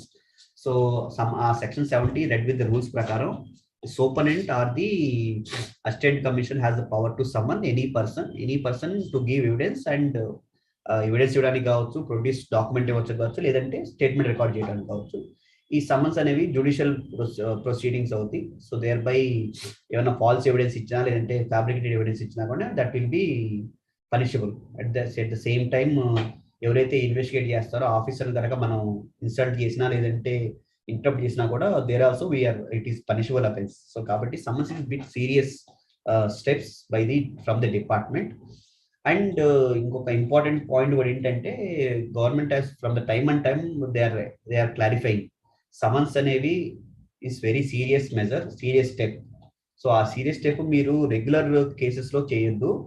If tax payers are not responding to the request of the tax officer, for example tax officer ఒక letter పంపించాడు ఏమనంటే 2A కి 3B కి differences ఉన్నాయి, మీరు clarify చేయండి మీ ప్రకారం, లేదంటే అది పే చేయండి అలాంగ్ విత్ ఇంట్రెస్ట్ అని. దాన్ని మనం ట్యాక్స్ పేయర్ లేదంటే మన ద్వారా హీ హాజ్ రెస్పాండెడ్ ఏమనంటే ఇలా లాస్ట్ మంత్ ఐటీసీ ఇక్కడ తీసుకున్నామనో లేదంటే so vendors did not file returns అనో ఎక్స్ప్లెనేషన్ ఇచ్చాడు. అండ్ కావాల్సిన రిక్వైర్మెంట్స్ అన్ని ఈజ్ కోఆపరేటింగ్, మనం కోఆపరేట్ చేస్తున్నాం. అండ్ అక్కడ అంత serious crime like fake ITC అనో లేదంటే జిఎస్టీ పే చేయకుండా గూడ్స్ సప్లై చేశారనో లేదంటే ఏం చేయలేదనో క్లెయిమ్ లేవు. అలాంటి ఇష్యూస్ ఉన్నప్పుడు దానికి సమస్య ఏవో అసలు. So you can take information and examine and whatever required things can do it. Notice ఇవ్వడమా లేదంటే ఇష్యూ క్లోజ్ చేయడం చేయొచ్చు, బట్ దానికి సమన్స్ ఇవ్వవసరం. సో అదే చెప్పారు. So tax payer every time మీరు సమన్స్ పిలవద్దు. If they are cooperating and they are responding don't give summons అని.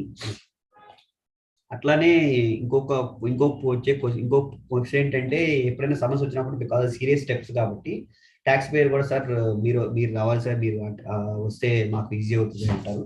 అఫ్ కోర్స్ మనం వాళ్ళకి కంపెనీ చేయొచ్చు కానీ but we can't sit along with them. Statement record చేసినప్పుడు పక్కన కూర్చోవడానికి లేదు లీగల్గా అయితే. కోర్స్ ప్రాక్టికల్ గా some officer will allow, but legal గా అయితే కనుక we can only sit at visible distance కానీ ఆడిబుల్ డిస్టెన్స్ లో ఉండకూడదు. It is not only for GST summons, any summons under I think ED and income tax కూడా ఇదే position. So Supreme Court కూడా time and again they told that. So కాబట్టి but still we can go and we can only sit at visible distance. ఎందుకంటే officers high handed గా treat చేస్తున్నారా లేదంటే mistreat చేస్తున్నారా చూసుకోవడానికి అక్కడ మనం ఉంటే బికాస్ వీఆర్ దేర్ కాబట్టి officers will be in control. So అదొక ఇంపార్టెంట్ పాయింట్. ఇంకో పాయింట్ ఏంటంటే మేనేజ్మెంట్ కానీ ఓనర్స్ కానీ లేదంటే ప్రొపరేటర్స్ కానీ పెద్ద పెద్ద టాప్ మేనేజ్మెంట్స్ కి వాళ్ళు కూడా ఆ కేసెస్ కూడా డైరెక్ట్ గా సమన్స్ వాళ్ళకి ఇవ్వడానికి లేదు. ప్రతిసారి మేనేజింగ్ డైరెక్టర్ పిలిచి మీరు ఇన్పుట్ ట్యాక్స్ క్రెడిట్ పలానా ఇన్వాయిస్ మీద తీసుకున్నారు, ఎందుకు తీసుకున్నారు, అది సోన్స్ సెక్షన్ ప్రకారం ఎలిజిబుల్, బ్లాక్డ్ క్రెడిట్ అంటే managing director will not sit and read the section 17 and make a decision. మన ఐదర్ ట్యాక్స్ టీమ్ ఉంటారు, లేదంటే వీళ్ళు appoint some professional like us. So మన ద్వారా చేస్తారు కాబట్టి మ్యాన్ డైరెక్షన్ పిలిచి ఎన్ని ఇంట్రాగేట్ చెప్పి it's not proper. So you can only ask ఎవరు మీరు ఎలా ప్రాసెస్ ఏంటి అని అడగచ్చు. సో అందుకే time and again government also చాలా టైమ్స్ చెప్పారు, మీరు ఎవ్రీ టైము మేనేజ్మెంట్ అఫీషియల్స్ ని పిలవద్దు, ఓన్లీ ది కన్సర్న్డ్ మేనేజర్స్ కానీ లేదంటే సిఎఫ్ఓను 1 or 2 times పిలవచ్చు, అంతేగాని every time you someone director and ask him to present అనేది ప్రాక్టికల్ గా ఈ ఇన్వెస్టిగేషన్ పక్కన పెడితే వాళ్ళ బిజినెస్ ఇంపాక్ట్ అవుతుంది. వాళ్ళ బిజినెస్ మీద ఇప్పుడు డైరెక్టర్స్ అనేది ఓనర్స్ అనేవి వాళ్ళ బిజినెస్ చూసుకోవాలి, కానీ ఇలా సమస్య రికార్డ్ చేస్తా కూర్చుంటే వాళ్ళ బిజినెస్ సైడ్ లైన్ అయిపోతుంది. సో ఆ బిజినెస్ సైడ్ అయిపోతే గవర్నమెంట్ కూడా ట్యాక్స్ తగ్గిపోతుంది. సో అది సింపుల్ లాజిక్. సో అందుకే గవర్నమెంట్ కూడా చెప్పారు, ఓన్లీ ఎక్స్ట్రీమ్ అండ్ రేర్ కేసులోనే వాళ్ళని ఈ సంబంధి owners or directors or CFO or chairmans of the companies or any business undertaking. So అంతేగాని మీరు every time you don't call them అనేసి చెప్పారు. ఇంకో పాయింట్ వచ్చేసి అనదర్ ఇంపార్టెంట్ పాయింట్, సో ఏదైతే స్టేట్మెంట్ రికార్డ్ చేశారో అది they can use it as evidence against our own case. So మామూలుగా జనరల్గా అయితే కనుక క్రిమినల్ కేసులు అయితే కనుక మనం ఇచ్చిన స్టేట్మెంట్ మన మీద ఎవిడెన్స్ గా యూజ్ చేయడం లేదు, బట్ సివిల్ లాలో పర్టికులర్ జిఎస్టీలో that can be used as evidence. But అది ఒకటి సరిపోద్దా అంటే లేదు, answer is no. That itself is not sufficient to make a complete demand. There should be some corroborative and supporting evidence అయితే ఉండాలి. ఇంకో పాయింట్ వచ్చేసి స్టేట్మెంట్ అనేది నోన్ లాంగ్వేజ్ లో చేయాలి. అండ్ నోన్ లాంగ్వేజ్ అంటే రికార్డ్ చేసే ఆఫీసర్ కాదు, సైన్ చేసే పర్సన్ కి. ఇంకో పాయింట్ వచ్చేసి టైమింగ్స్ కావచ్చు, లేదంటే ఏమేమి క్వశ్చన్స్ చేయాలి, ఎక్కడ రికార్డ్ చేయాలి అనేది it is description of the officer, మనం చెప్పడానికి లేదు. నేను ఇక్కడ హైదరాబాద్లో ఉంటాను కాబట్టి నేను స్టేట్మెంట్ హైదరాబాద్లోనే ఇస్తాను, లేదంటే నేను ఈ టైంలోనే వస్తాను, ఆ టైంలో పిలవండి, లేదు ఈ సీక్వెన్స్ లోని క్వశ్చన్ అడగడానికి మనం లేదు. ఎందుకంటే ఇన్వెస్టిగేషన్ ఆఫీసర్ ఆ ఫ్రీడమ్ ఆ ఫ్లెక్సిబిలిటీ ఉంటుంది. అఫ్ కోర్స్ అలాంటప్పుడు సరే అలా ఫ్రీడమ్ ఉంది కదా అనేసి ఇక్కడ ఏదో చిన్న స్మాల్ బిజినెస్ చేసే వాళ్ళని ఎవ్రీ టైము ఢిల్లీ రమ్మంటాం కూడా కరెక్ట్ కాదు. సేమ్ టైము వాళ్ళకి ఆ ఫ్రీడమ్ ఉంది కదా అనేసి నేను midnight 12 o'clock స్టేట్మెంట్ రికార్డ్ చేస్తాను, నువ్వు అక్కడ కూర్చో, అది కూడా కరెక్ట్ కాదు. సో ఆ లిమిటేషన్స్ ఆఫీసెస్ కూడా ఉంటాయి. But at the same time we cannot demand ఈ టైంలో ఎట్లా చేయాలి, ఈ ప్లేస్లో చేయాలి. But for example health issues ఉన్నా, లేదంటే ట్రావెల్ ఇష్యూస్ ఉన్నా, లేదంటే మనకున్న ఫైనాన్షియల్ ఇంపాక్ట్ ఉన్నా, అలాంటప్పుడు మనం we can ask for all these exceptions. Sir మేము స్మాల్ బిజినెస్ మ్యాన్, మేము అలా ట్రావెల్ చేయలేము, ఫైనాన్షియల్గా మాకు చాలా ఇంపాక్ట్ అవుతాము, లేదంటే ఆ టైమింగ్స్ నాకు హెల్త్ ఇష్యూస్ ఉంటాయి అనేసి, లేదంటే ఇట్లా midnight అనేది ఆడ్ అవర్స్ కరెక్ట్ కాదు కాబట్టి అదర్స్ అనే that flexibility you can ask. But as a matter of fact investigation ఏజెన్సీకి వాళ్ళ చాయిస్ ప్రకారం they can derive the questions. Some times ఏమవుతుందంటే వాళ్ళు ఏదో భయపెట్టేసి ప్రెజర్ చేసేసి దే రికార్డ్ ద స్టేట్మెంట్. ఆ టైంలో మనం వచ్చిన క్వశ్చన్ ఏంటంటే మనం దాన్ని మళ్ళీ రేపు ఫ్యూచర్లో దాని బేసిస్ మనం స్టేట్మెంట్ బేసిస్ కొని మనకి నోటీస్ ఇవ్వచ్చు కాబట్టి, సో దాన్ని మనం దాన్ని ఏమన్నా చేయవచ్చా అని క్వశ్చన్ అడిగితే దానికి ఆన్సర్ వచ్చేసి ఎస్ చేయొచ్చు, కాకపోతే దాన్ని రిట్రాక్ట్ చేయాలి. రిట్రాక్షన్ అంటే నథింగ్ బట్ దాన్ని మేము వెనక్కి తీసుకున్నట్టు. సో ఆ రిట్రాక్షన్ అనేది రీజనబుల్ టైంలో చేయాలి. వాళ్ళ స్టేట్మెంట్ ఇచ్చేసి ఎప్పుడో ఒక 10 years తర్వాత పోయి నేను రిట్రాక్ట్ చేస్తాను అంటే సెట్ అవ్వదు. సో అదేది ఇమీడియట్ గా చేయాలి. అండ్ చేసినప్పుడు కూడా రీజన్స్ ఎందుకు మనం రిట్రాక్ట్ చేస్తాం కూడా రాయాలి. నా స్టేట్మెంట్ ఇలా రికార్డ్ చేశారు, ఇలా మిస్ట్రీట్ చేశారు, సో ఆ ప్రెజర్లో నేను సైన్ చేసి వచ్చాను, నేను చూడలేదనో చూసినా కానీ నేను ఐఎమ్ హెల్ప్లెస్ అనో చెప్పాలి. సేమ్ టైం ఆ రిట్రాక్షన్ కుదిరితే హయ్యర్ ఆఫీసర్ కూడా చెప్పొచ్చు, ఎందుకంటే రిట్రాక్షన్ ఇచ్చినప్పుడు మనం చెప్తే ఏం జరిగింది అనేది, అసలు ప్రాపర్ హ్యాండిల్ చేశారు లేదని కూడా హైయర్ ఆఫీసర్ కూడా ఉంటే తెలిస్తే బాగుంటుంది. సో ఇంకోటి వచ్చేసి స్టేట్మెంట్ రికార్డ్ చేసినప్పుడు ఇంకొక కామన్ క్వశ్చన్ ఏంటంటే మనకు ఆ స్టేట్మెంట్ కాపీ దొరుకుతుందా అని.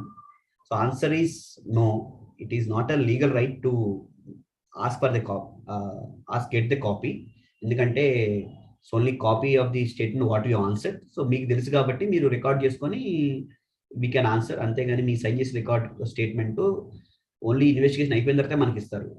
బట్ ప్రాక్టికల్ గా కొంతమంది ఆఫీసర్స్ మనకున్న రిలేషన్స్ తో కొంతమంది కాపీ ఇస్తారు, అండ్ అంత సీరియస్ కాకపోతే జనరల్ వాళ్ళు కూడా ఇచ్చేస్తారు. But as a matter of right we cannot demand. I think next point already to.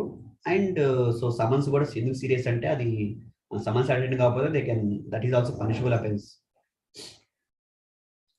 So as I was saying, statement cannot be recorded in odd hours. And initial ga 2019-20, even now also the department to accept the demands. So of course some fraudster would be there. I am not supporting those fraudster, but the way in sometimes the some genuine taxpayers also put in trouble. So కొన్ని కేసులు అయితే they have manhandled physical గా వాళ్ళని కొట్టడం కానీ అట్లా జరిగింది. So అది that is not permitted. Even police officers కే ఆ పవర్స్ లేవు, సో ట్యాక్స్ ఆఫీసర్ కూడా ఉండవు. సేమ్ టైం అట్లానే ఇట్లా హైదరాబాద్ లోనే జరిగింది కేసు, ఈ ఎంఎస్ అగర్వాల్ ఫౌండేషన్ అని. అది కూడా అక్కడ ఏమైందంటే వాళ్ళు ఫిజికల్ గా అసాల్ట్ చేశారు. అసాల్ట్ అంటే ఫిజికల్ గా కొట్టారు ట్యాక్స్ హెడ్ ని, డైరెక్టర్స్ ని. నేను చెప్పింది యాక్సెప్ట్ చేయండి, సైన్ చేయండి అని.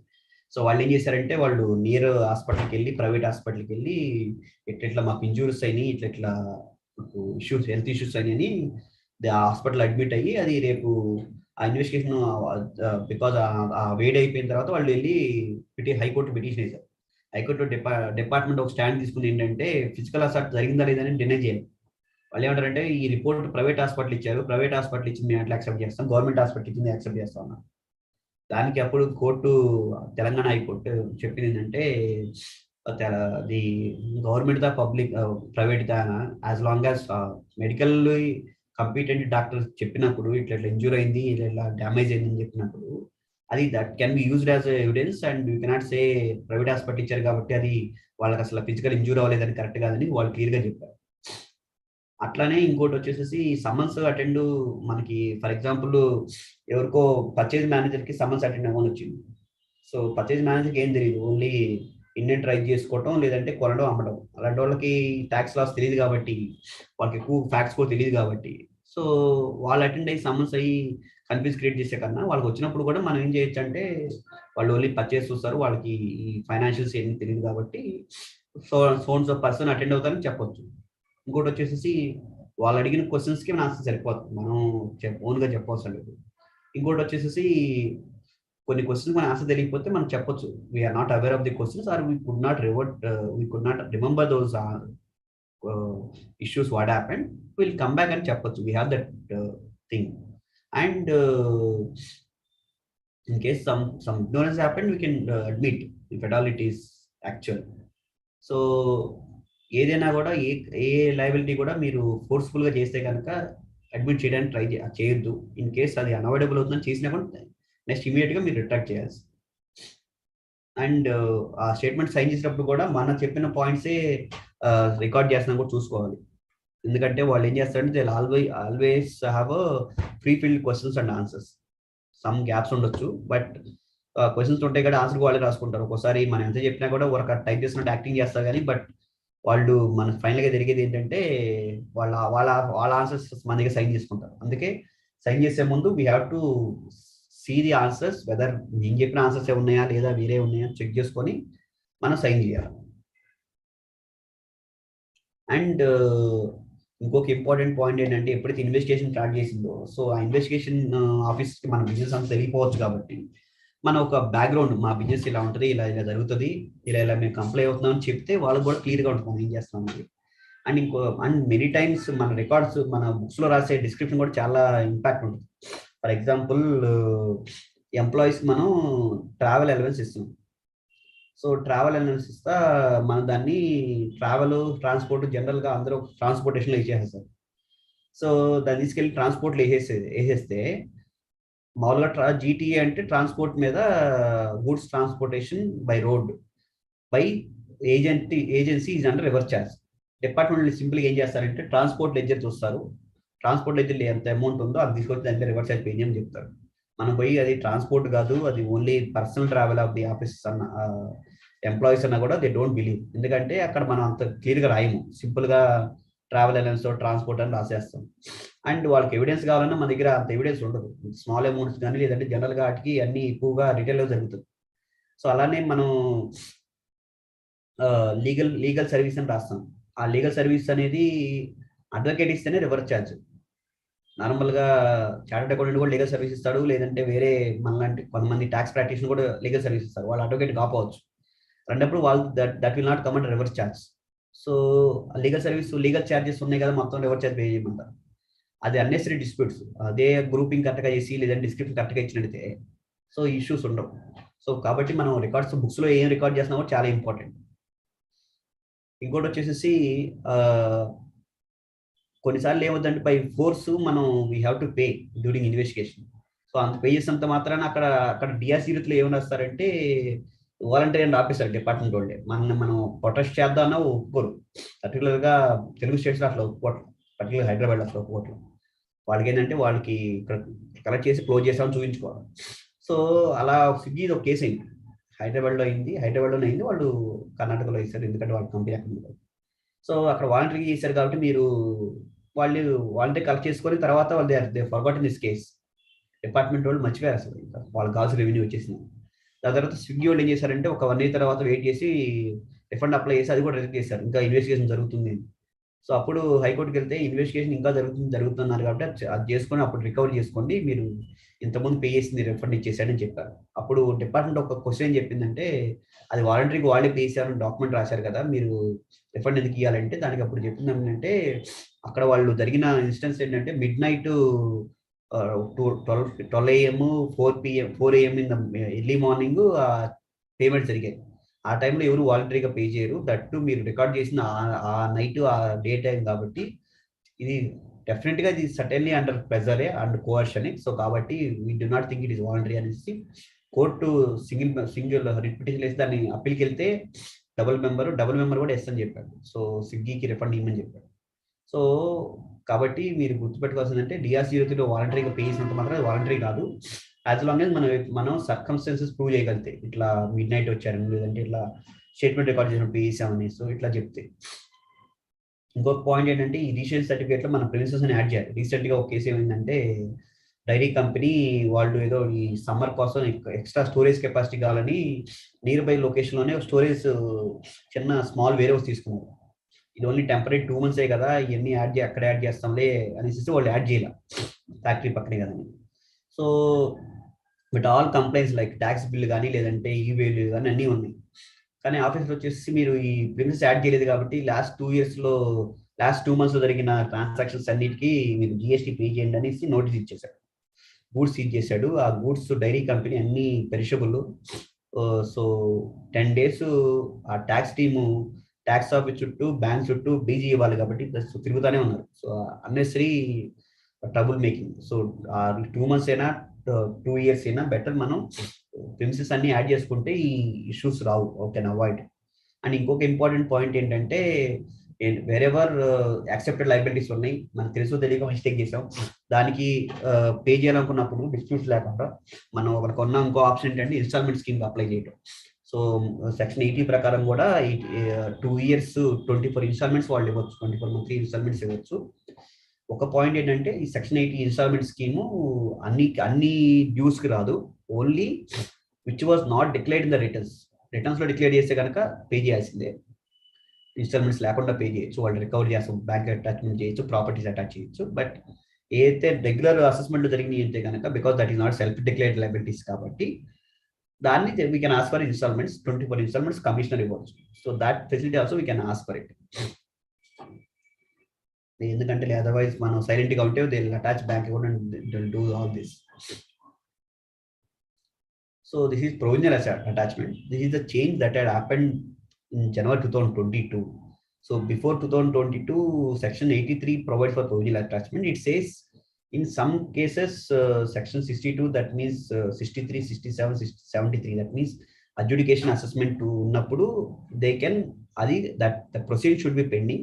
ఆ కేసులోనే వాళ్ళు they can make the provisional attachment of the properties being bank account or be to properties. So చాలా హైకోర్టులో ఏం జరిగిందంటే 67 ఉంది for example, search and seizure. So వాళ్ళు సెర్చ్కి వచ్చారు, సెర్చ్ అయిపోయింది, ప్రొవిజనల్ అటాచ్మెంట్ ఇచ్చారు. దాని తర్వాత వాళ్ళు 73, 74 ప్రొసీడింగ్ ఇనిషియేట్ చేయాలి, ఎందుకంటే they also have to take some time to prepare the demands. So mean while కోర్టుకి వెళ్ళినప్పుడు కోర్టు వాళ్ళు ఏం చెప్పారంటే సెక్షన్ 83 లాంగ్వేజ్ ప్రకారం ప్రొసీడింగ్స్ పెండింగ్ ఉండాలి అన్నారు, బట్ ఇక్కడ పెండింగ్ లేవు. సో కాబట్టి అటాచ్మెంట్ రిమూవ్ చేయని చెప్పారు. సో అందుకే వాళ్ళు గవర్నమెంట్ వాళ్ళు సింపుల్గా ఏం చెప్పారంటే పెండింగ్స్ తీసేసి initiation is enough, so they can attach అని చెప్పారు. ఇది ఒక ఇష్యూ. దాంతోపాటు ఇంకోటి వచ్చేసేసి ఈ ఫేక్ ఐటీస్లో జరిగింది ఏంటంటే ఆ ట్యాక్స్ పేరు లేదంటే రిసిపెంట్ వాళ్ళందరూ they don't have any financial background. ఎవరో ఒక ఇంటర్మీడియట్ ఫేక్ ఆధార్ కార్డు తీసుకొని they have created logins, they created numbers and వాళ్ళంతా చేయాల్సినంత మిషన్ అంతా నడిపించారు. సో ఆ ఇంటర్మీడియట్కి వాడు రికార్డులో రాడు కాబట్టి గవర్నమెంట్ రికార్డులో వాడు ప్రాపర్టీ సెటల్ చేయడానికి పవర్ లేదు. సో దాన్ని కూడా జనవరి 2022 తర్వాత they brought out that power. అట్లానే ఇంతకుముందు only search and seizure and adjudication ఉండేది. ఇప్పుడు అరెస్ట్ కేసెస్, సమన్స్ కేసు కూడా తీసుకొచ్చేస్తారు. దాంట్లో కూడా దే కెన్ చేసేస్తారు, they can do provisional attachment now.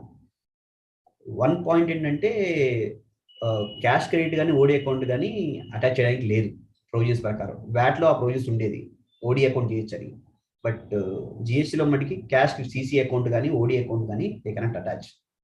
ఎందుకంటే బ్యాలెన్స్ లేనప్పుడు ప్రొవిజనల్ అటాచ్ చేస్తే మళ్ళీ సీసీ అకౌంట్ లేదంటే ఓడి అకౌంట్ అయితే గవర్నమెంట్ కెన్ రికవర్. సో అది లేదని క్లియర్గా జడ్జిమెంట్స్ చాలా ఉన్నాయి. I can refer. And there is one judgement also which directed provisional attachment guidelines కానీ ప్రొసీజర్ కానీ ఏం లేదంటే government has given this guidelines by this circular 2021 circular. So ఏ కేసులో ప్రొవిజనల్ అటాచ్మెంట్ చేయొచ్చు they will list out. Either fake ITC కావచ్చు, లేదంటే fake billing కావచ్చు, లేదంటే without tax goods are moving అని, లేదంటే డిఫరెన్సెస్ బిట్వీన్ 1 and 3 ఫ్రాడ్లెంట్ గా ఉంటాయి. అంటే ఐ మీన్ 1 ఫైల్ చేశారు 3 ఫైల్ చేయలేదు అంటే ఇప్పుడు పాసిబుల్ కాదులేండి నెక్స్ట్ ఇంతకుముందు. సో దానికి ప్రొవిజనల్ అటాచ్మెంట్ అన్ని కమిషనరే చేయాలి, కమిషనర్ అప్రూవల్తోనే చేయాలి. అండ్ ఏమైనా అబ్జెక్షన్స్ ఉంటే కమిషనర్ ట్యాక్స్ పైన అడిగి దాని తర్వాత ప్రొవిజనల్ అటాచ్మెంట్ కంటిన్యూ చేయొచ్చు. And the matter also has gone to supreme Court. So Radhakrishna industries అనేది కృష్ణన్ ఇండస్ట్రీస్ అనేది Supreme Court decision and Gujarat High Court judgements also there where they have given very beautiful points. ఎప్పుడెప్పుడు provisional attachment చేయొచ్చు and various related questions కూడా they answered. First point చెప్పిందంటే it is very drastic and far reaching power. Provisional attachment అనేది చాలా drastic power. ఎందుకంటే ఒక్కసారి tax business man bank account attach చేశారంటే ఈ cannot continue that business. So business ఇప్పుడు bank account లేదంటే ప్రాపర్టీ అటాచ్ చేస్తే బిజినెస్ రన్ చేయకపోతే అది economic death of the company, economic death of the business. So అంత స్టెప్ మీరు తీసుకుంటున్నారు అంటే అది ఓన్లీ ఎక్స్ట్రీమ్ కేసులోనే తీసుకోవాలి. ఒకసారి మీరు బ్యాంక్ అకౌంట్ అటాచ్ చేస్తే వాడు ఈ కెనాట్ పే, ఈ కెనాట్ రిసీవ్ ది మనీ, వాడు బిజినెస్ వాడలేడు. సో అలాంటప్పుడు ఇంకా బిజినెస్ డెత్ కిల్ అయిపోతుంది. సో కాబట్టి అది వెరీ డ్రాస్టిక్ కావు కాబట్టి దాన్ని ఓన్లీ ఎక్స్ట్రీమ్ అండ్ చాలా కాస్ట్లీగా యూజ్ చేయమని చెప్పారు. And that you cannot don't use it as a power to harass the tax payer. For example చాలా మంది tax petitioners would have heard this. ఎప్పుడైనా ఈ డిమాండ్కి వెళ్ళినప్పుడు 2 years 3 weeks కూడా వాళ్ళు ఏమంటారంటే మేము మీ బ్యాంక్ అకౌంట్ అటాచ్ చేస్తాము, మీరు అది చేస్తాము, ఇది చేస్తాము, ప్రొవిజనల్ అటాచ్ చేస్తాము, మా పవర్స్ ఉన్నాయి, మీరు పే చేయండి, పైగా ఈ రెవెన్యూ డ్రైవ్ అని పెట్టి. సో చాలా మంది ట్యాక్స్ పేయర్స్ ని they are literally pressurising to pay. So అలాంటి కేసులో కూడా దే టోల్డ్ మీది దీన్ని ప్రొవిజనల్ అటాచ్మెంట్ ని we cannot harass to use as harass to the tax payer. So ఇంకోటి వచ్చేసి ఓన్లీ లాస్ట్ స్టెప్ కానీ తీసుకోవాలి. They have exhausted all the methods. For example వాళ్ళు డిమాండ్ నోట్ ఇచ్చారు, తర్వాత వీళ్ళు అప్పీల్కి వెళ్లకుండా వీళ్ళు అప్పీల్కి వెళ్తే they cannot do all this ఎందుకంటే స్టే ఉంది కాబట్టి. అట్లానే so various methods. So business continue అవుతున్నా లేదని చెప్పారు. సో లేదో ఇన్స్టాల్మెంట్ స్కీమ్ అప్లై చేశారు. అట్లా వేరియస్ స్టెప్స్ తీసుకున్న తర్వాత ప్రొవిజనల్ అటాచ్మెంట్ అనేది ఓన్లీ లాస్ట్ స్టెప్ ఉండాలి కానీ ఫస్ట్ రెగ్యులర్ గా లేదంటే ఫస్ట్ స్టెప్ గా ఉండకూడదు. అండ్ ప్రొవిజనల్ అటాచ్మెంట్ చేసినప్పుడు కూడా వెరీ సీరియస్ ఎవిడెన్స్ ఉండాలి. And writ petition can be file before high court అని చెప్పారు. అండ్ గవర్నమెంట్ రెవెన్యూ ప్రొటెక్ట్ చేయడానికి చేయొచ్చు, బట్ ఆ ప్రొటెక్ట్ చేసేటప్పుడు they have to do the costing checking అని కూడా చెప్పారు. ఇంకో పాయింట్ వచ్చేసేసి ప్రొవిజనల్ ఎవరైతే ప్రాపర్టీ అటాచ్ చేస్తున్నారో వాళ్ళకి ఛాన్స్ ఇవ్వాలి, ఆపర్చునిటీ బీయింగ్ హర్డ్ ఇవ్వాలి. వాళ్ళ దగ్గర నుంచి మీ ప్రాపర్టీ ఎందుకు అటాచ్ చేయకూడదని వాళ్ళు they have to give a notice and heard hearing. Then వాళ్ళు ఇచ్చిన అబ్జెక్షన్స్ కూడా they have to consider and resolve. So for example they say we are found so background of our tax compliance, so మేము ఇట్లా చేస్తే మాకు ఇట్లా damage అవుతుంది, problem అవుతుంది అనేసి కూడా దే కెన్ ఎక్స్ప్లెయిన్. సో అది చేసినప్పుడు they have to commission has to deal with it and pass a reasonable order. against that we can file an appeal. So ఎప్పుడైతే డిమాండ్స్ క్రియేట్ చేశారో 73-74లో దానికి అగైనెస్ట్ మనం అప్పీల్కి వెళ్తే ఆటోమేటిక్గా provisional attachment has to be seized of. So ఎందుకంటే అప్పీల్కి వెళ్తే 10% pre deposit pay చేస్తాము, stay వచ్చేసినట్టు. So ఇంకా ప్రొవిజన్స్ కంటిన్యూ, స్టే వచ్చిన తర్వాత ప్రొవిజనల్ అటాచ్మెంట్ చేయకూడదు కదా. సో అదొకటి. ఇంకోటి వాళ్ళు ఏం చేస్తారంటే provisional attachment 1 year time limit. ఆ 1 yearలో అయిపోగానే మళ్ళీ రిలీజ్ చేయాలి. చేయకుండా వాళ్ళు ఏం చేస్తారు, రిలీజ్ చేసి మళ్ళీ ఇంకోసారి చేస్తారు.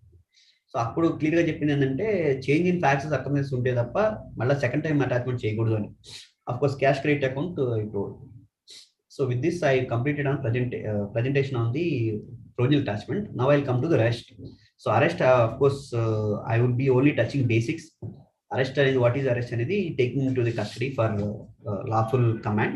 అండ్ ఎందుకు అరెస్ట్ చేస్తారంటే విట్నెస్ ఇన్ఫ్లుయెన్స్ చేయకుండానికి, లేదంటే సస్పెక్ట్స్ ఇన్ఫ్లుయెన్స్ చేయకుండానికి, లేదంటే వాళ్ళు పారిపోతారనో, రిస్క్ ఆఫ్ ఫ్లైట్ అను, లేదంటే మళ్ళీ future repeated crimes, additional crimes commit అవ్వడానికి. అండ్ అరెస్ట్ అంటే ఏంటంటే వాళ్ళు దే పుట్ ఇన్ జైలు కాబట్టి మన పర్సనల్ లిబర్టీని it is restricting. So of course that is permitted and constitutional also. So bail అనేది, bail is nothing but conditional release with promise to appear in court wherever required. So bail అనేది conditional గా వాళ్ళు release చేస్తారు. And there is legal basic rule ఏంటంటే bail is rule and jail is an exception. ఇది I think our justice Krishnan has made this line, bail is rule, jail is an exception అనేసి. But initial గా జిఎస్టీలో అయితే కనుక, because Kumar sir also mentioning in the beginning, so only CrPC ప్రకారం చేయాలి, but GST వాళ్ళు ఎలా పడితే లెఫ్ట్ అండ్ రైట్ చేస్తున్నారు. సో దానివల్ల they are misusing or largely. Of course some frauds would be there, but they are misuse also there. So దానివల్ల చేస్తాం, but this is the basic which they have to keep in mind. These are the CRP provisions which was there in the which are safeguards against the arrest. వాళ్ళు cooperate చేసి, investigation cooperate చేసి and competent అథారిటీకి appear అవుతుంటే they should not be arrested, and only cognisable and non bailable offences లోనే offences ఇస్తే కనుక ఈ has to produce before 24 hours. Wherever bailable offence, non cognisable ఉంటే కనుక సో అరెస్ట్ చేసినప్పుడు సిఆర్పి ప్రొసీడింగ్స్ ఫాలో అవ్వాలి 43 ప్రకారం, సెక్షన్ 436 ప్రకారం. And of course, this is another landmark judgment, power to arrest case. Various safeguards were given by the Supreme Court. All this has to be followed for GST arrest also. It was held by various high courts. Is DK Boss case long say safeguards has to be followed NCC. And these are the arrest memo NCC. I think we can skip it. So as per GST provisions, only serious offenses they have made non-bailable. Otherwise, all are non-bailable and non-cognizable. Without arrest warrant, they can arrest only in the 4 cases: supplies without tax invoice, invoice without access supply, or ITC available on the above, or tax was collected more than 5 crores but not paid within 3 months to the government. These are only serious cases where they can arrest. And some of the judgments which I know about it, so Telangana High Court judgment has come where they are told arrest చేయొచ్చు before completion of the assessment, they can arrest అని చెప్పారు. అంటే ఒక argument ఏం తీసుకున్నారంటే assessment complete అవ్వకుండా అక్కడ findings ఎక్కడ ఉంటాయి, ఎలా వాళ్ళు they can say that I did some fraud అనేసి. That the high court have held that arrest can be made because it is arrest is not to need not wait for the assessment to be completed. They are relied on some FEMA judgments, so we have to see how Supreme Court is going to react, because all this matter have gone to Supreme Court various, because the other high courts have taken a different view. So now we'll see how one matter is now before 3-member bench of Supreme Court. We'll see how that is going to react. And in other regular cases, the various high courts are granting bail or denying bail depending on the specific of its case. So with this, I complete presentation on the facing investigation. Now I move on to the important recent changes. So whatever the questions we have, we can reserve it for the end of the session. So these are some small introduction of the changes. So to put it simply, the changes somehow are more focused on the collecting more and more revenue, increasing the collection, rather than helping the businessman to reduce his compliance, reduce his burden. So that somehow is not a welcoming move. Because for example, inverted duty structure, for example, solar power, 5% is the GST rate. Now they made from 1st October 2021, they made to 12%. So ఎందుకంటే they say because 5% ఉండడం వల్ల మీకు input accumulate అవుతుంది, so అది accumulate అయ్యి మీకు cost అవుతుంది అంటారు. బట్ అక్కడ జరిగింది ఏంటంటే ఆ ఇన్పుట్ అక్యుములేట్ అయితే రిఫండ్ ఇవ్వాలి వాళ్ళు, అది కాస్ట్ అవ్వదు. బట్ గవర్నమెంట్ రెవెన్యూ ఎక్కువ పెంచుకోవాలనే ఉద్దేశంతో they are increasing rate from 5% 12%. దీనివల్ల ఏమవుద్ది, అల్టిమేట్గా solar industry, solar power become more costlier. దానివల్ల that is somehow it is not helping the economy to grow further. Solar కి రేట్ పెరిగితే దానికి ఉన్న డెవలప్మెంట్ తగ్గిపోతుంది. సో అట్లా somehow government is not focusing on the multiplying the economy rather than only increasing tax collections. So basic rule ఏంటంటే volume of economy increase అయితే tax collection increase అవుతుంది, business ఎక్కువ జరిగితే ట్యాక్స్ ఇంక్రీజ్ అవుతుంది, tax collection పెరుగుతుంది automatic గా, మన rates పెంచవసరం. But government somehow GST amendments అలా లేవు, ఎకనామీ పెరిగినా పెరగకపోయినా మనకైతే రెవెన్యూ కావాలన్నట్టున్నారు. And to utmost respect to the GST council కూడా, వాళ్ళు కూడా మోర్ ఆఫ్ ఈ బోర్డులో ఉన్న డిసిషన్ తీసుకొని సర్టిఫై చేస్తున్నారు, కానీ somehow they are also not applying their own mind and understanding the real pain of the businessman.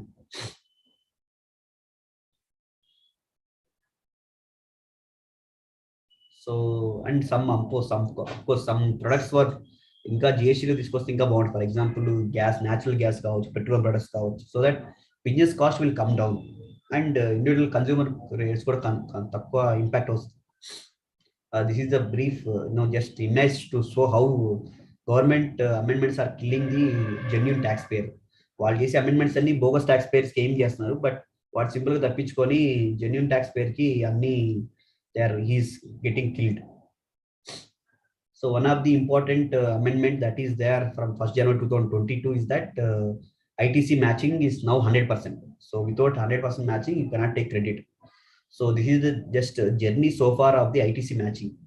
So I just given a table. 2017 July, they told at the time of GST, they told there will be 2-year matching principle. So that means our vendor will file a return showing that these are the supplies I've made, and our customer can confirm. Based on that, he can take the credit. But somehow, so that was not implemented because that practically they could not implement all the GSR 1, 2, 3. So what they have done, they kept quiet and they said all the returns are postponed. GSR 2 and 3, you file GSR 1, and also GSR 3, we pay tax. Then what they did, 2 years after 2.5 years, and October 2019, they come with one rule saying that you are allowed to take 20% extra beyond matching. So beyond 120%, you are not allowed. That is what they've told. However, that proper backing of the that 120% condition was not there. And slowly what they kept on doing, the 20% was reduced to 10%. After that, it was reduced to 5%. So 20% has become 10% from 1st January 2021. That 10% has become 5% from 1st January 2022. 2020. 1st January 2020, it has become 10%. 1st January 2021, it has become 5%. Then 1st January 2022, that becomes 0. That means without matching, you can't take credit. And now they're told 2B, whatever they are in 2B, that only you have to take credit.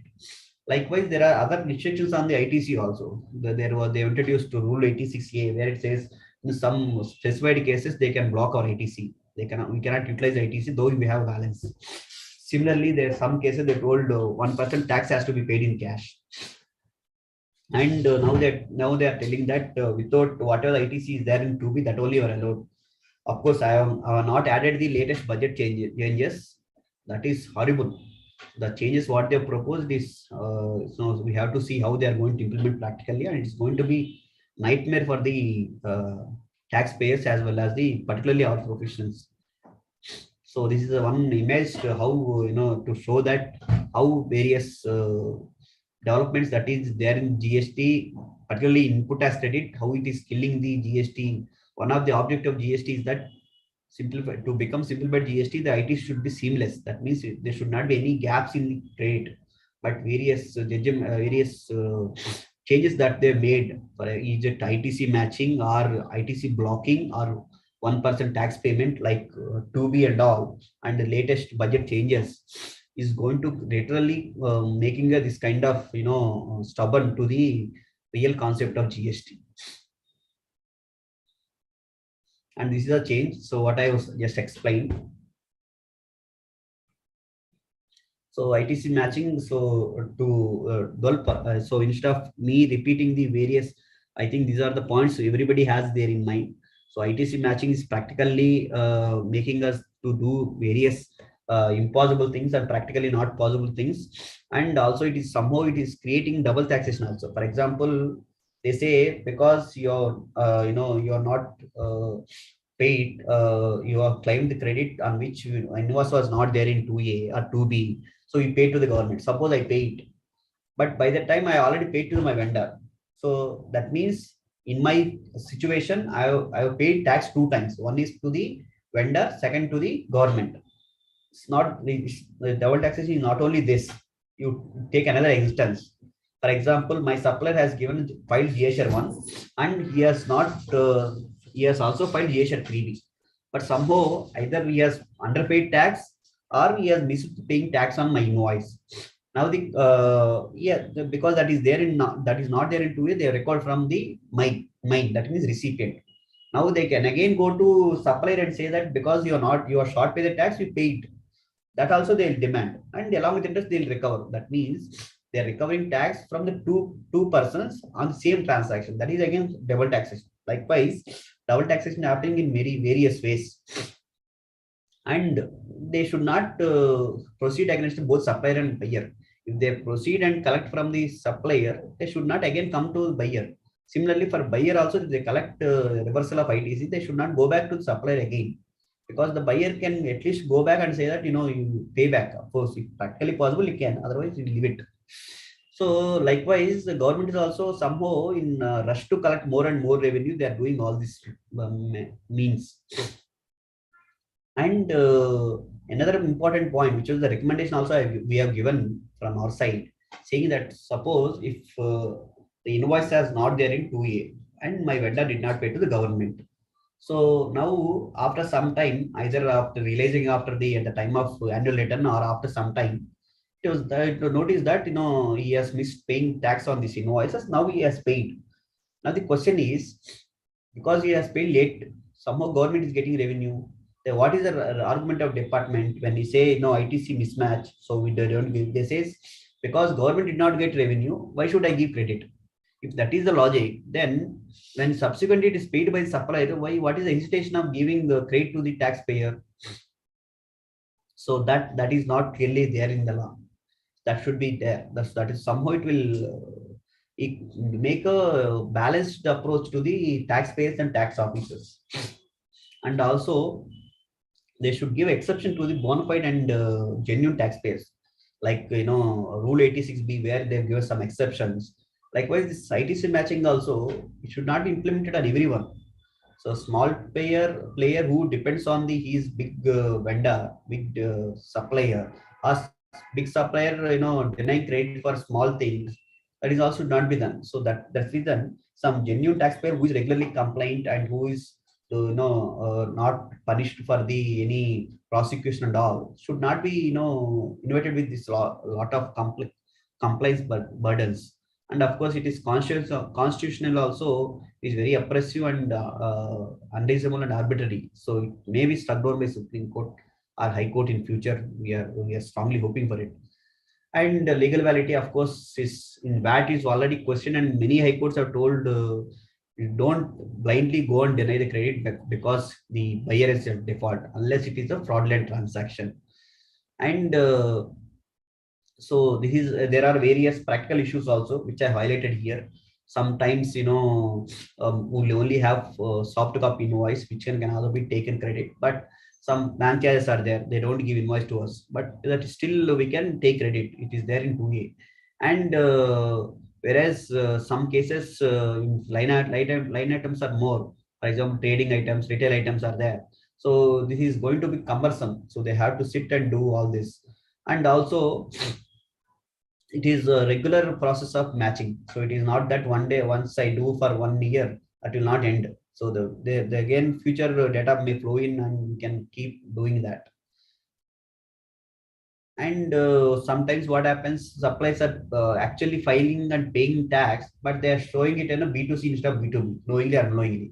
In that case, what we can do is we can take a declaration from the supplier saying that tax was paid and it wasn't by mistake, it was B2B లో కాకుండా B2C లో చూపించాము, so దానివల్ల అది 2 year రాలేదు, but ఆ invoice మేము tax pay చేశాను ఆ డిక్లరేషన్ చూపించినా కూడా that is act as a strong evidence చెప్పడానికి ఏంటంటే నేను ట్యాక్స్ పే చేశాను బట్ అది రిటర్న్స్ లో కరెక్ట్ చూపించలేకపోయాను, బట్ అని చూపిస్తే at least recipient will not be rained the credit, అలాంటివి ఉన్నాయి. అట్లానే ఒకసారి ఏమవుతుందంటే జిఎస్టీ నెంబరు ఒక స్టేట్ దిగిపోయి ఇంకో స్టేట్ ఇవ్వడం జరుగుతుంది. సో బై మిస్టేక్ 36 అయిపోయి 37 పర్టికులర్గా జిఎస్టీ కొత్తలో జరిగింది. ఎందుకంటే ఆంధ్రాది కొంతమంది చాలా మంది ఈఆర్పీలో 36 వేసుకున్నారు, బట్ యాక్చువల్గా 2 digit 37 జిఎస్టీ. సో అలాంటప్పుడు ఈ మిస్టేక్ మాస్టర్ డేటాలో 36 ఉంది కాబట్టి అది తెలంగాణకి వెళ్ళిపోయింది. అలాంటి మిస్టేక్స్ కూడా ఉన్నాయి. కొంతమంది వాల్యూస్ రాంగ్ వేశారు బట్ ట్యాక్స్ కరెక్ట్ గానే పే చేశారు, అలాంటి మిస్టేక్స్ కూడా జరిగాయి. అన్నిటికీ we can ask for rectification because rectification time అయిపోయింది కాబట్టి we can give declaration pay చేసాము ఫ్యూచర్లో అనేసి. అండ్ యాజ్ అ రిసిపెంట్ కూడా మనం ఒకసారి సప్లైర్స్ కూడా కొంచెం రెస్పాన్సిబుల్ చేయాలి కాబట్టి ఈ జనరల్ గా ఎంఎన్సీస్ అందరూ ఏం చేస్తున్నారంటే జిఎస్టీ ఇన్వాయిసెస్ మీద 2Bలో వచ్చిన తర్వాతే they are paying, till then they are holding the GST amount. So అది somehow is killing the MSMEs, small and business men. ఎందుకంటే వాళ్ళు ఇవ్వకుండా ఈ జిఎస్టీలు పే చేయలేరు. వీళ్ళు ఏమంటారంటే మీరు రిటర్న్స్ లో చూపిస్తాను పే చేస్తామంటారు. ఆ టైం గ్యాప్ చాలా 10 days ఉంది. ఆ 10 days లో వాళ్ళకి అయిపోతే వీళ్ళకి డిలే పేమెంట్ డిలే అవుతుంది. సో అలాంటి చాలా ప్రాబ్లం ఉంది. Likewise, there are various practical challenges which I put it in here. I think most of them you are aware, but for lack of time and just skipping few of them. And various practical issues also I put it here. Yes, so there is another amendment is that GSR 1 is, we cannot, earlier what used to happen, people is keep on filing GSR 1 and GST they don't file, ఎందుకంటే వాళ్ళు tax pay చేయాలి కాబట్టి. GSR 1 only ఎందుకు file చేస్తారంటే వాళ్ళు invoice upload చేస్తే వాళ్ళకి input వచ్చేస్తుంది. సో అది గవర్నమెంట్ కూడా అర్థమైంది. వాళ్ళు ఏం చెప్పారంటే GSR 1 లో ఫైల్ చేస్తే ఆటోమేటిక్గా మీరు రికవరీ చేస్తామని చెప్పేశారు ఇప్పుడు. సో అదొకటి అమెండ్మెంట్ చేశారు. ఇంకో అమెండ్మెంట్ ఏంటంటే GSR 3B నెక్స్ట్ 1 ఫైల్ చేయాలి అంటే, for example February 2022కి GSR 1 file చేసాం, GSR 3B ఫైల్ చేయాలి ఎందుకంటే ట్యాక్స్ పే చేయడానికి డబ్బులు లేవో లేదా కారణం లేదని. ఇప్పుడు మార్చి మంత్కి మళ్ళీ మనం GSR 1 వేయాలి అంటే February 2022 GSR 3B ఫైల్ చేయకుండా GSR 1 of the March cannot be file. So అది చేయకపోతే ఏమవుతుంది, మార్చిలో మనం వేసిన B2B సప్లైస్ అందరికీ వాళ్ళకి ఇన్పుట్ అవ్వదు. వాళ్ళకి ఇన్పుట్ వెళ్ళకపోతే వాళ్ళు మన పేమెంట్ ఇవ్వదు. సో ఆ రకంగా ఈ GSR 1 కానీ 3B కానీ is becoming every month affair and we cannot afford to ఒక వన్ మంత్ డిలే చేద్దామంటే కనుక our payments are going to stuck. So MNC clients are not going to pay us. So అంత serious గా అయిపోయింది ఇప్పుడు GSR 3B complaints. So this is the changes with respect to the detention, seizure and confiscation. So to give a background, 129 provides that section 129 related section and 130. Section 129 ఏమంటదంటే ఎవరైనా goods transport చేసేటప్పుడు they have to carry the documents, prescribed documents. ఏంటి ఆ prescribed documents అంటే way bill. And ఆ వే బిల్లో ఏమి ఉండాలని already it is there in the rules and దానికి ఎక్స్పైరీ డేట్స్ ఉన్నాయి. అండ్ దానికి ఇంకో పాయింట్ ఏంటంటే వాళ్ళు వెహికల్ నెంబర్ ఉండాలని, ఆ వెహికల్ నెంబర్తో పాటు అన్ని డీటెయిల్స్ వే బిల్లో I think most of the people are there. So దానికి ఇప్పుడు వచ్చిన చేంజెస్ ఏంటంటే 2022 జనవరి ముందు ఏముండేదంటే ఎప్పుడైనా గూడ్స్ ఇక్కడ సో ఎప్పుడైనా గూడ్స్ కనుక డిటైన్ చేస్తే 129 కింద అంటే వెహికల్ చెక్ చేసినప్పుడు ఏమైనా డిటైన్ చేస్తే ఏమైనా మిస్టేక్స్ ఉంటే అప్పుడు ఏమైందంటే ఏం పే చేయాలి, ఫైనాన్షియల్ ఇంపాక్ట్ ఏంటంటే ట్యాక్స్ పే చేయమంటారు అండ్ 100% పెనాల్టీ పే చేయమంటారు, ఇంట్రెస్ట్ ఏమి ఉండదు. ఇక్కడ వచ్చిన క్వశ్చన్ ఏంటంటే చాలా మంది ఏమంటారంటే మేము ఇన్వాయిస్ కరెక్ట్గా రైజ్ చేసాం సార్, ఏదో అది అడ్రస్ రాంగ్ పెట్టాము, సో కాబట్టి మేము ట్యాక్స్ ఎనీవే మేము మంత్లీ రేట్లో ఫైల్ చేస్తాం కాబట్టి ట్యాక్స్ మేము మళ్ళీ పే చేయడం అవసరం లేదు, కావాలని పెనాల్టీ పే చేస్తామని చెప్తున్నారు. ఇది ఒక కైండ్ ఆఫ్ రిప్రజెంటేషన్. దానికి గవర్నమెంట్ వాళ్ళు తెలివి ఏం చేశారంటే ఇట్లా చెప్తున్నారు కాబట్టి ట్యాక్స్ నేను పే చేయను ఎందుకంటే నేను ఆల్రెడీ మంత్లీ రేట్ పే చేస్తాను చెప్తున్నారు కాబట్టి గవర్నమెంట్ తెలివి ఏం చేశారంటే ట్యాక్స్ తీసేసి 200% ఆఫ్ ట్యాక్స్ అయితే పెనాల్టీ అన్నారు. సో గవర్నమెంట్ ఫైనాన్షియల్గా వాళ్ళు ఇంకా అమౌంట్ అదే కలెక్ట్ చేసుకోగలుగుతారు. కాకపోతే ఓన్లీ థింగ్ ఏంటంటే ట్యాక్స్ ఆర్గ్యుమెంట్ వస్తుందని ఆర్గ్యుమెంట్ తీసేయడానికి వాళ్ళు దిస్ అమెండ్మెంట్ దే మేడ్. అట్లానే ఎగ్జామ్టెడ్ కూడా exempted there is no change as is it is there. Same valuation కూడా అంతే. అండ్ ఇంతకుముందు ప్రొసీజర్స్ టైం లిమిట్స్ అన్ని సర్క్యులర్లో ఉండేవి. ఎలా ఏ ఫార్మ్స్ ఇవ్వాలి, MOV01 ఎప్పుడు ఇవ్వాలి, MOV02 ఎప్పుడు ఇవ్వాలి, MOV07 ఎప్పుడు ఇవ్వాలి, 9 ఎప్పుడు ఇవ్వాలి అని. అవి ఇప్పుడు they brought it in the act. ఎందుకంటే యాక్ట్లో లేకుండా అది somebody will challenge, already someone has challenge చేసినప్పుడు అనేసి వాళ్ళు GSTలో తీసుకొచ్చారు. And there is some inconsistency ఉన్నాయి. ఎందుకంటే సెక్షన్ 129 ఏమో డిటెన్షన్ సీజరే, 130 కాన్ఫిస్కేట్ చేస్తాను. సో దానికి ఇన్కన్సిస్టెన్సీ గుజరాత్ హైకోర్టులో వాళ్ళు దే ఫౌండ్ అవుట్. ఆ ఇన్కన్సిస్టెన్సీని వాళ్ళు ఇప్పుడు చేశారు. బేసిక్ ఏంటంటే 129 ప్రొసీడింగ్ చేసిన 130 ఒక ఆర్గ్యుమెంట్ ఏంటంటే సెక్షన్ 130 కాన్ఫిస్కేట్ ప్రొసీడింగ్ చేయాలి అంటే which is a serious offence. చేయాలి అంటే కనుక 129 ప్రొసీడింగ్స్ అయిపోయిన తర్వాత 130 చేయాలా లేదంటే 130 డైరెక్ట్ గా చేయాలి క్వశ్చన్కి గుజరాత్ కూడా చేయొచ్చు అని చెప్పారు. కాకపోతే లాంగ్వేజ్ కరెక్ట్గా లేదంటే దానికి అమెండెడ్ నౌ. ఇంకోటి ప్రీ డిపాజిట్ ప్రొసీడింగ్స్ హైకోర్టు చేశారు. అండ్ రికవరీ కూడా దాన్ని 129 తీసుకొచ్చారు. ఇప్పుడు ఇంతకుముందు 129 ఏం చెప్పేవాళ్ళు అంటే వాళ్ళు సీజ్ చేస్తామని చెప్పేవాళ్ళు, కానీ సీజ్ చేసినప్పుడు ఏం చేసేవాళ్ళు చెప్పేవాళ్ళు కాదు. దానికి ఇప్పుడు వాళ్ళు బ్రాట్ దిస్ రూల్స్ ఏమనంటే రికవరీ చేసిన సీజ్ చేసిన తర్వాత మనం కనుక ట్యాక్స్ పే చేయకపోతే they can sell off that goods, అక్షరంలో సేల్ చేయొచ్చు. అండ్ పెరిషబుల్ అయితే కనుక తొందరగా చేయొచ్చు. అండ్ వెహికల్ కూడా వాళ్ళు they can seize off and they can sell it. So అది ద చేంజెస్. అండ్ ఇంకో ఇంపార్టెంట్ అమెండ్మెంట్ ఏంటంటే ఆధార్ అథెంటికేషన్ ఇప్పుడు రిజిస్ట్రేషన్స్కే కాదు, క్యాన్సిలేషన్స్ కావచ్చు, రెవికేషన్స్ కావచ్చు, రిఫండ్ అప్లికేషన్ కూడా దే మేడ్ ఇట్ మ్యాండేటరీ. ఇంకోటి వచ్చేసి ITC 04 జాబ్ వర్క్స్ ఉంటే కనుక ఇప్పుడు బిగ్ ట్యాక్స్ పేయర్స్కి అయితే కనుక హాఫ్ ఇయర్లీ చేశారు, లేదంటే స్మాల్ ట్యాక్స్ పేయర్స్ అయితే కనుక financial year once in financial చేశారు. ఇది అనదర్ ఇంపార్టెంట్ డెవలప్మెంట్. అండ్ ఇంకోటి వచ్చేసి రాంగ్ పేమెంట్ ఆఫ్ ట్యాక్స్ కి ఇంతకుముందు టైం లిమిట్ క్లియర్గా లేదు. ఎందుకంటే సెక్షన్ 54లో వాళ్ళు ఏం చెప్పేవాళ్ళు అంటే సెక్షన్ 54లో టైం లిమిట్ ఉంది రిఫండ్. బట్ ఈ రాంగ్ పేమెంట్ ట్యాక్స్ బ్యాక్గ్రౌండ్ ఏంటంటే మనం CGST SGST పే చేయకుండా IGST పే చేసాం, లేదు వైసా వర్సా. అలాంటప్పుడు సెక్షన్ 77 ఏం చెప్తుందంటే మీరు రైట్ ట్యాక్స్ పే చేయండి, రాంగ్ ట్యాక్స్ ఏదైతే పే చేశారు ఇంతకుముందు అది మీకు రిఫండ్ ఇస్తామని చెప్పారు. కానీ అక్కడ వచ్చిన క్వశ్చన్ ఏంటంటే రిఫండ్ 2 years మామూలు సెక్షన్ 54లో రిఫండ్ కి 2 years లోపు అప్లై చేయాలి ఏదైనా. సో ఇక్కడ వచ్చిన క్వశ్చన్ ఏంటంటే 2 years దానికి సెక్షన్ 77 రిఫండ్ ఏదైతే రాంగ్ ట్యాక్స్ రిఫండ్ అప్లై అవుతుందా అని క్వశ్చన్ వచ్చినప్పుడు దానికి క్లియర్ గా ఆన్సర్ లేదు. అఫ్కోర్స్ ఇంటర్ప్రిటేషన్ ఏంటంటే 77లో టైం లిమిట్ లేదు కాబట్టి రిఫండ్ ఇచ్చేయాలి రైట్ ట్యాక్స్ పే చేసినప్పుడు.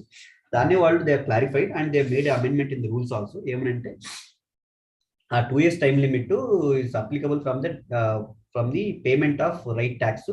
సో కాబట్టి అక్కడి నుంచి 2 years మీరు రిఫండ్ అప్లై చేసుకోవచ్చు అని చెప్పారు. And anti profiteering authority 30th November 2020 దాకా ఎక్స్టెండ్ చేశారు. సో ఇది ఎంతోటికి రన్ అవుతూ చూడాలి. అండ్ అనదర్ డెవలప్మెంట్ వచ్చేసి మ్యూచువాలిటీ. సో ది బ్యాక్గ్రౌండ్ వచ్చేసి ఏం జరిగిందంటే మ్యూచువాలిటీ ఏంటంటే clubs, associations and its members are both and one and same, are different కాదు అని ఒక ఆర్గ్యుమెంట్ ఉంది. దాన్ని ఇన్కమ్ ట్యాక్స్ లో నీటిలోనూ డెవలప్ అయింది. ఇన్కమ్ ట్యాక్స్ లో they made specific amendment saying that clubs, association and its members are different. So కాబట్టి వచ్చే ఇన్కమ్ ఎక్స్పెన్సెస్ అన్ని సపరేట్ ట్రీట్ చేయాలని చెప్పారు. దాన్ని సర్వీస్ ట్యాక్స్ లో కూడా they try to made it, but service tax లో వాళ్ళు సక్సెస్ఫుల్ కాలేదు. ఎందుకంటే వ్యాట్ సర్వీస్ ట్యాక్స్ లో ఫైనల్ గా సుప్రీంకోర్టు లార్జర్ బెంచ్ ఏం చెప్పిందంటే కలకత్తా క్లబ్ లో club, association and its members are one and the same, and service tax and VAT provisions constitutionally are the legislature wise they are not sufficient to tax the amounts received by the clubs or association from the members because of principles of mutuality అని చెప్పారు. Same judgement equal గా apply అయ్యింది GST లో కూడా, ఎందుకంటే GST లో కూడా sufficient provisions అంత లేదు. సో దాన్ని ఓవర్కమ్ అవడానికి వాళ్ళు ఏం చెప్పారంటే they made retrospect amendment from the 2017. ఏమనంటే clubs, association separate, members are separate, so they can tax అనేది. సో ఎవరైతే ఓల్డ్ కంప్లైంట్స్ ఉందో that they have to see the impact. ఇంకో పాయింట్ ఏంటంటే ఇక్కడ కొన్ని ఎగ్జామ్షన్స్ ఉన్నాయి. ఫర్ ఎగ్జాంపుల్ రెసిడెన్షియల్ అసోసియేషన్కి అయితే ఎగ్జామ్షన్స్ ఉన్నాయి. వాళ్ళు up to 7,500 per member they can collect and అక్కడ ఉంటే GST లేదు, దానికి లేదు 7,500 దాటితే కనుక they have to pay GST. ఇంకొక ప్రాక్టికల్ ఇంకోటి చూసుకోవాల్సింది అంటే మనం ఎప్పుడైనా ఈ క్లబ్స్ అండ్ అసోసియేషన్కి మనం ఇన్పుట్ క్రెడిట్ కూడా తీసుకోవచ్చు. ఏదైతే ఎక్స్పెన్స్ ఇంకర్ అవుతాం, ఫర్ ఎగ్జాంపుల్ ఫుడ్ తీసుకొస్తే ఫుడ్ మీద కానీ అట్లా తీసుకోవచ్చు. And another important is this e-commerce passenger transportation. For example, Ola and Uber, etc., Rapido. So ఇంతకుముందు ఏమైందంటే ఓన్లీ క్యాబ్స్ వాటికే జిఎస్టీ ఉండేది. అండ్ అది కూడా వాళ్ళు క్యాబ్ ఆపరేటర్ చేసేవాళ్ళు, ఓలాను ఈ కామర్స్ ప్లాట్ఫామ్స్ ఓన్లీ వాళ్ళ కమిషన్ మీద పే చేసేవాళ్ళు అండ్ టీసీఎస్ డిడక్ట్ చేసేవాళ్ళు. ఇప్పుడు ఏం జరిగిందంటే వాళ్ళు ఏమన్నారంటే లేదు ట్రాన్స్పోర్టర్స్ కాదు, let e commerce operator pay మొత్తం జిఎస్టీ, వచ్చిన రెవెన్యూ మొత్తం మీద పే చేయమన్నారు. అంటే ఇప్పుడు మనం ఇంతకుముందు క్యాబ్ ఎక్కినప్పుడు దాని మీద జిఎస్టీ ఉంటే క్యాబ్ ఓనర్ పే చేసేవాడు, ఓలా వాళ్ళు చేసేవాళ్ళు అంటే లేదంటే ఊబర్ ఏం చేసేవాళ్ళు అంటే వాళ్ళు ఓన్లీ టీసీఎస్ డిడక్ట్ చేసి 1% అండ్ వాళ్ళ కమిషన్ మీద జిఎస్టీ గవర్నమెంట్ పే చేసేవాళ్ళు. ఇప్పుడు ఏం జరిగిందంటే ఆ జిఎస్టీ కూడా ఇప్పుడు ఓలా ఊబర్ పే చేస్తారు, ఎట్లయితే ఎవరి ఛార్జ్లో పే చేస్తారు, ఇది కూడా అట్లా. సో ఇంతకుముందు కొన్ని ఎగ్జామ్స్ ఉండేవి, నాన్ ఏసీ క్యాబ్స్ అయితే కానీ లేదంటే మీటర్ ఆటో రిక్షాస్ కానీ. ఈ కామర్స్ ద్వారా చేస్తే కనుక నాన్ ఏసీ క్యాబ్ కావచ్చు, రిక్షాస్ కావచ్చు, దానికి కూడా జిఎస్టీ ఉండబోతుంది. ఎందుకంటే that exams was remove. This change is effective from 1st January 2022. So దానివల్ల మీకు బిల్ చేంజెస్ కూడా కనపడతాయి. ఇంతకుముందు ఆటో ఎక్కితే దాని మీద జిఎస్టీ ఉండదు, ఓబర్లో కూడా, కానీ ఇప్పుడు జిఎస్టీ ఉంటుంది. ఆ జిఎస్టీ ఓబర్ వాళ్ళే పే చేస్తారు గవర్నమెంట్. సో దాని అఫ్కోర్స్ దాన్ని overall they gone to high court, but high court ఇంకా ఫైనల్ వర్డిక్ట్ ఇంకా ఇవ్వాలి. సిమిలర్ గా ఈ ఓలా ఊబర్ లాగే ఇప్పుడు ఇంతకుముందు హోటల్స్ రెస్టారెంట్స్ ఏం జరిగిందంటే వాళ్ళు టేక్ అవే కావచ్చు లేదంటే డైనింగ్ కావచ్చు, రెస్టారెంట్స్ వాళ్ళు జిఎస్టీ పే చేసేవాళ్ళు. ఇప్పుడు వచ్చిన అమెండ్మెంట్ ఏంటంటే 1st January 2022 నుంచి ఏదైతే ఆన్లైన్ ప్లాట్ఫామ్ జరిగిందో, స్విగ్గీ కావచ్చు, జొమాటో కావచ్చు, ఏదైనా కావచ్చు, ఫుడ్ డెలివరీ యాప్, సో వాళ్ళు రెస్టారెంట్ రిజిస్టర్స్ ఉన్నా లేకపోయినా వీళ్ళే జిఎస్టీ పే చేస్తారు. స్విగ్గీ జొమాటో వాళ్ళు జిఎస్టీ కలెక్ట్ చేసి పే చేస్తారు. సో ఇక్కడ వచ్చిన క్వశ్చన్ ఏంటంటే మరి రెస్టారెంట్స్ జిఎస్టీ ఇంకా అసలు మొత్తం ఇంకా అవసరం లేదా, వాళ్ళ నెంబర్ క్లోజ్ చేయొచ్చు అంటే ఆన్సర్ ఇస్ నో. ఎందుకంటే ఈ జొమాటో వాళ్ళు, స్విగ్గీ వాళ్ళు పే చేసి ఓన్లీ వాళ్ళ సేల్స్ జరిగిన వాళ్ళ ప్లాట్ఫామ్ ఉన్నాయి. ఫర్ ఎగ్జాంపుల్ రెస్టారెంట్ కూడా టేక్ అవే ఉంటుంది కాబట్టి అక్కడ పార్సల్స్ కానీ లేదంటే అక్కడ ఉన్న రెస్టారెంట్ సేల్స్ కానీ దాని మీద జిఎస్టీ, మళ్ళీ రెస్టారెంట్స్ వాళ్ళు వాళ్ళ ఓన్ అకౌంట్లోనే జిఎస్టీ పే చేయాలి. సో అది ఉంది. ఇంకోటి కొంచెం 5-star హోటల్ అంటే డిక్లేర్ టారిఫ్ మోర్ దెన్ 7,500 ఉంటే కనుక వాళ్ళు ఇవన్నీ అప్లై కాదు, వాళ్ళే పే చేస్తారు. ఇది మేజర్ చేంజ్. సో దానివల్ల ఏమవుతుందంటే రెస్టారెంట్స్ వాళ్ళు వచ్చేసి ఇన్హౌస్ డైనింగ్ కావచ్చు, takeaways, direct takeaways by the customers కావచ్చు. రెస్టారెంట్ కొంతమంది హోమ్ డెలివరీ ఫెసిలిటీస్ కూడా ఉన్నాయి. ఫర్ ఎగ్జాంపుల్ కొన్ని రెస్టారెంట్స్ వాళ్ళ ఓన్ స్టాఫ్ డెలివరీ చేస్తారు. అటన్నిటికీను రెస్టారెంట్స్ పే చేసుకోవాలి. ఏదైతే ఈ కామర్స్ ప్లాట్ఫామ్ జరిగిందో, స్విగ్గీ కానీ జొమాటో కానీ ఏదైతే దాంట్లో వాళ్ళు స్విగ్గీ జొమాటో వాళ్ళు జిఎస్టీ పే చేస్తారు 5%. సో ఇంకొక ఇంపార్టెంట్ పాయింట్ ఏంటంటే అసలు అది గూడ్స్ సర్వీస్ అనేది ఇంపార్టెంట్. సర్వీస్ అయితేనే ఇవన్నీ వస్తాయి, గూడ్స్ అయితే కనుక రావు. So that is of course that is a big debate which you have to take separate session on itself. So irrespective of the threshold limit of registration ఉన్నా లేకపోయినా కానీ GST has to be paid by this e-commerce platforms. And report disclose వచ్చేసి GST 1లో table 8లో చూపించాలి and 3Bలో చూపిస్తారు. And e commerce platform ఇప్పుడు TCS అవసరం లేదు ఇంకా, ఎందుకంటే వాళ్ళే జిఎస్టీ పే చేస్తారు కాబట్టి ఎక్కడైతే వాళ్ళు పే చేస్తున్నారు అండ్ ఎక్కడైతే రెస్టారెంట్ పే చేస్తారో వాళ్ళు అప్పుడు టీసీఎస్ 1% ఉంటుంది. For example packed food already ఉంది, దాని మీద సర్వీస్ కాదు కాబట్టి దాని ఈ 5% ఈ కామర్స్ ప్లాట్ఫామ్ పే చేయాలి, దాన్ని 1% పే చేసుకో ఫర్ స్వీట్స్ అలాంటివి. And of course any impact on the e-commerce platform and government projects also. There are some government projects where GST has been increased from 12% to 18%. So basic changes, it is not that every government project has been changed to 12, made 18%, 6% pension and other. Only some government contracts, that too it was done through corporations. For example, AP Transco, AP Titco, లేదంటే mineral development corporation, police housing corporation, tourism. So like this ఏదైతే ఈ works చేస్తారో అలాంటి irrigation corporation, అట్లా ఆ corporation చేసిన వర్క్సే there is change. Otherwise government is themselves directly given the contract, then there is no change in the rate. That is another important point. And at the same time there are some works which are still at 12% even if done to the corporations. Of course, footwear they have increased GST rate from 1st January. And textile they have deferred. Most likely it may not come back till next year. So till now I completed my presentation on the important changes. Now I'll move on to the important judgments what has come. So this is another important Supreme Court decision in case of VKC Footsteps India Private Limited. So the background of judgment is that inverted duty structure ఉన్నప్పుడు ఏమవుతుందంటే మనకి input credit accumulate అవుతుంది. Inverted duty అంటే మా output వచ్చేసేసేమో 5%, మనం purchase చేసే material కావచ్చు, service కావచ్చు 18%, 12%. దానివల్ల ఏమవుతుందంటే మనం ఎంత అవుట్పుట్, మనం ఎంత మార్జిన్ ఉన్నా కానీ మనకి ఇన్పుట్ ఎక్కువ రేట్లో పే చేస్తాం కాబట్టి మనకి ఇన్పుట్ అక్యుములేట్ అవుతా ఉంటుంది. దాన్ని ఇన్వర్టెడ్ డ్యూటీ అంటాం. ఇప్పుడు ఆ ఇన్వర్టెడ్ డ్యూటీ వల్ల వచ్చే ఇన్పుట్ అంతా సో అది సర్వీసెస్ నుంచి రావచ్చు, ఇన్పుట్స్ నుంచి రావచ్చు. సో సెక్షన్ వైజ్ సెక్షన్ 54 చూస్తే doesn't make sense, right? It doesn't make any clarity. వాళ్ళు క్లియర్ గా ఏం చెప్పారంటే ఏదైతే అన్యూటిలైజ్డ్ ఇన్పుట్ క్రెడిట్ ఉందో ఇన్వర్టెడ్ డ్యూటీ స్ట్రక్చర్ లో అది రిఫండబుల్ అన్నారు. అక్కడికి వచ్చిన క్వశ్చన్ ఏంటంటే అలా ఉన్నప్పుడు సో అది రిఫండబుల్ రూల్ ఏం చేశారంటే రూల్లో ఓన్లీ ఇన్పుట్ ఒకటే వచ్చింది, ఇన్పుట్స్ మీద వస్తే సర్వీసెస్ మీద వచ్చే అక్యుములేషన్ మీరు రిఫండ్ ఇవ్వమన్నారు. సో ఫర్ ఎగ్జాంపుల్ నా దగ్గర ఇన్పుట్ 100 రూపీస్ ఉంది, 100 రూపీస్లో నా అవుట్పుట్ 5% తక్కువ రేట్ ఉండటం వల్ల నేను ఓన్లీ 40 రూపీసే పే చేశాను, ఇంకో 60 రూపీస్ అక్యుములేట్ అయిపోయింది. సో ఇప్పుడు వచ్చిన క్వశ్చన్ ఏంటంటే 100 రూపీస్ ఇన్పుట్ నాకు 70 రూపీస్ ఇన్పుట్స్ నుంచి వచ్చింది, 30 రూపీస్ సర్వీస్ నుంచి వచ్చింది. ఇక్కడ వచ్చిన క్వశ్చన్ ఏంటంటే వాళ్ళు గవర్నమెంట్ వాళ్ళు రిఫండ్ ఇచ్చేటప్పుడు ఏమన్నా అంటే ఆ 60 రూపీస్ అక్యుములేట్ అయిందో ఆ 60 ఓన్లీ ఇన్పుట్స్ ప్రపోర్షనేట్ గానే ఇస్తా ఉన్నారు. సో ఇక్కడ ఆ 60 రూపీస్ ఎలా ఫైండ్ అవుట్ చేయాలనేది క్వశ్చన్. అది ఇన్పుట్స్ ఎట్లా అవుతుంది, ఆ ఇన్పుట్స్ ఇప్పుడు ఎందుకంటే నాకు టోటల్ ఇన్పుట్స్ మీద ఉన్న క్రెడిట్ 70 రూపీసే, బట్ నాకు అక్యుములేటెడ్ 60 రూపీస్. ఇప్పుడు ఆ 60 రూపీస్ మొత్తం ఇన్పుట్స్ అనుకోవాలా, లేదంటే ప్రపోర్షనేట్ టు 70-30 అనుకోవాలా, లేదంటే మొత్తం నేను సర్వీసెస్ అనుకోవాలా, 30 బాగా ఇంకో 30 రూపీసే ఇన్పుట్స్ అనుకోవాలా, క్లారిటీ కూడా లేదు. Another point. సో దానికి సుప్రీంకోర్టు ఏం చెప్పారంటే ఫస్ట్ పాయింట్ ఏం చెప్పారంటే సెక్షన్ 54 ప్రకారం అండ్ రెడ్ విత్ రూల్ ప్రకారం ఓన్లీ ఇన్పుట్స్ మీద ఉన్న అక్యుములేషనే refundable, not all unutilized input కాదు. So somehow it is not in favour of the tax payer. So and ఇంకో పాయింట్ ఏం చెప్పారంటే అయితే మనం అనుకున్న కన్ఫ్యూజన్ ప్రకారం ఇప్పుడు ఆ 70 రూపీస్ అయితే ఇన్పుట్స్ ఉందో అది 60లో ఎంత వరకు ఉందో చూడాలంటే దానికి కూడా బికాస్ ఆ రూల్లో క్లియర్గా లేదు కాబట్టి జిఎస్టీ కౌన్సిల్ వాళ్ళు ఒక మెకానిజం డెవలప్ చేయమని చెప్పారు. somehow this rules this Supreme Court decision says inputs refund under inverted duties limited to accumulation on account of inputs only, not all accumulation ITC under inverted duty structure. They have confirmed the Madras High Court decision, that is affirmed the Madras High Court decision, and they have set aside the Gujarat High Court decision which was in favor of taxpayer. This is the development. This is another development of Supreme Court decision in case of Bharti Airtel.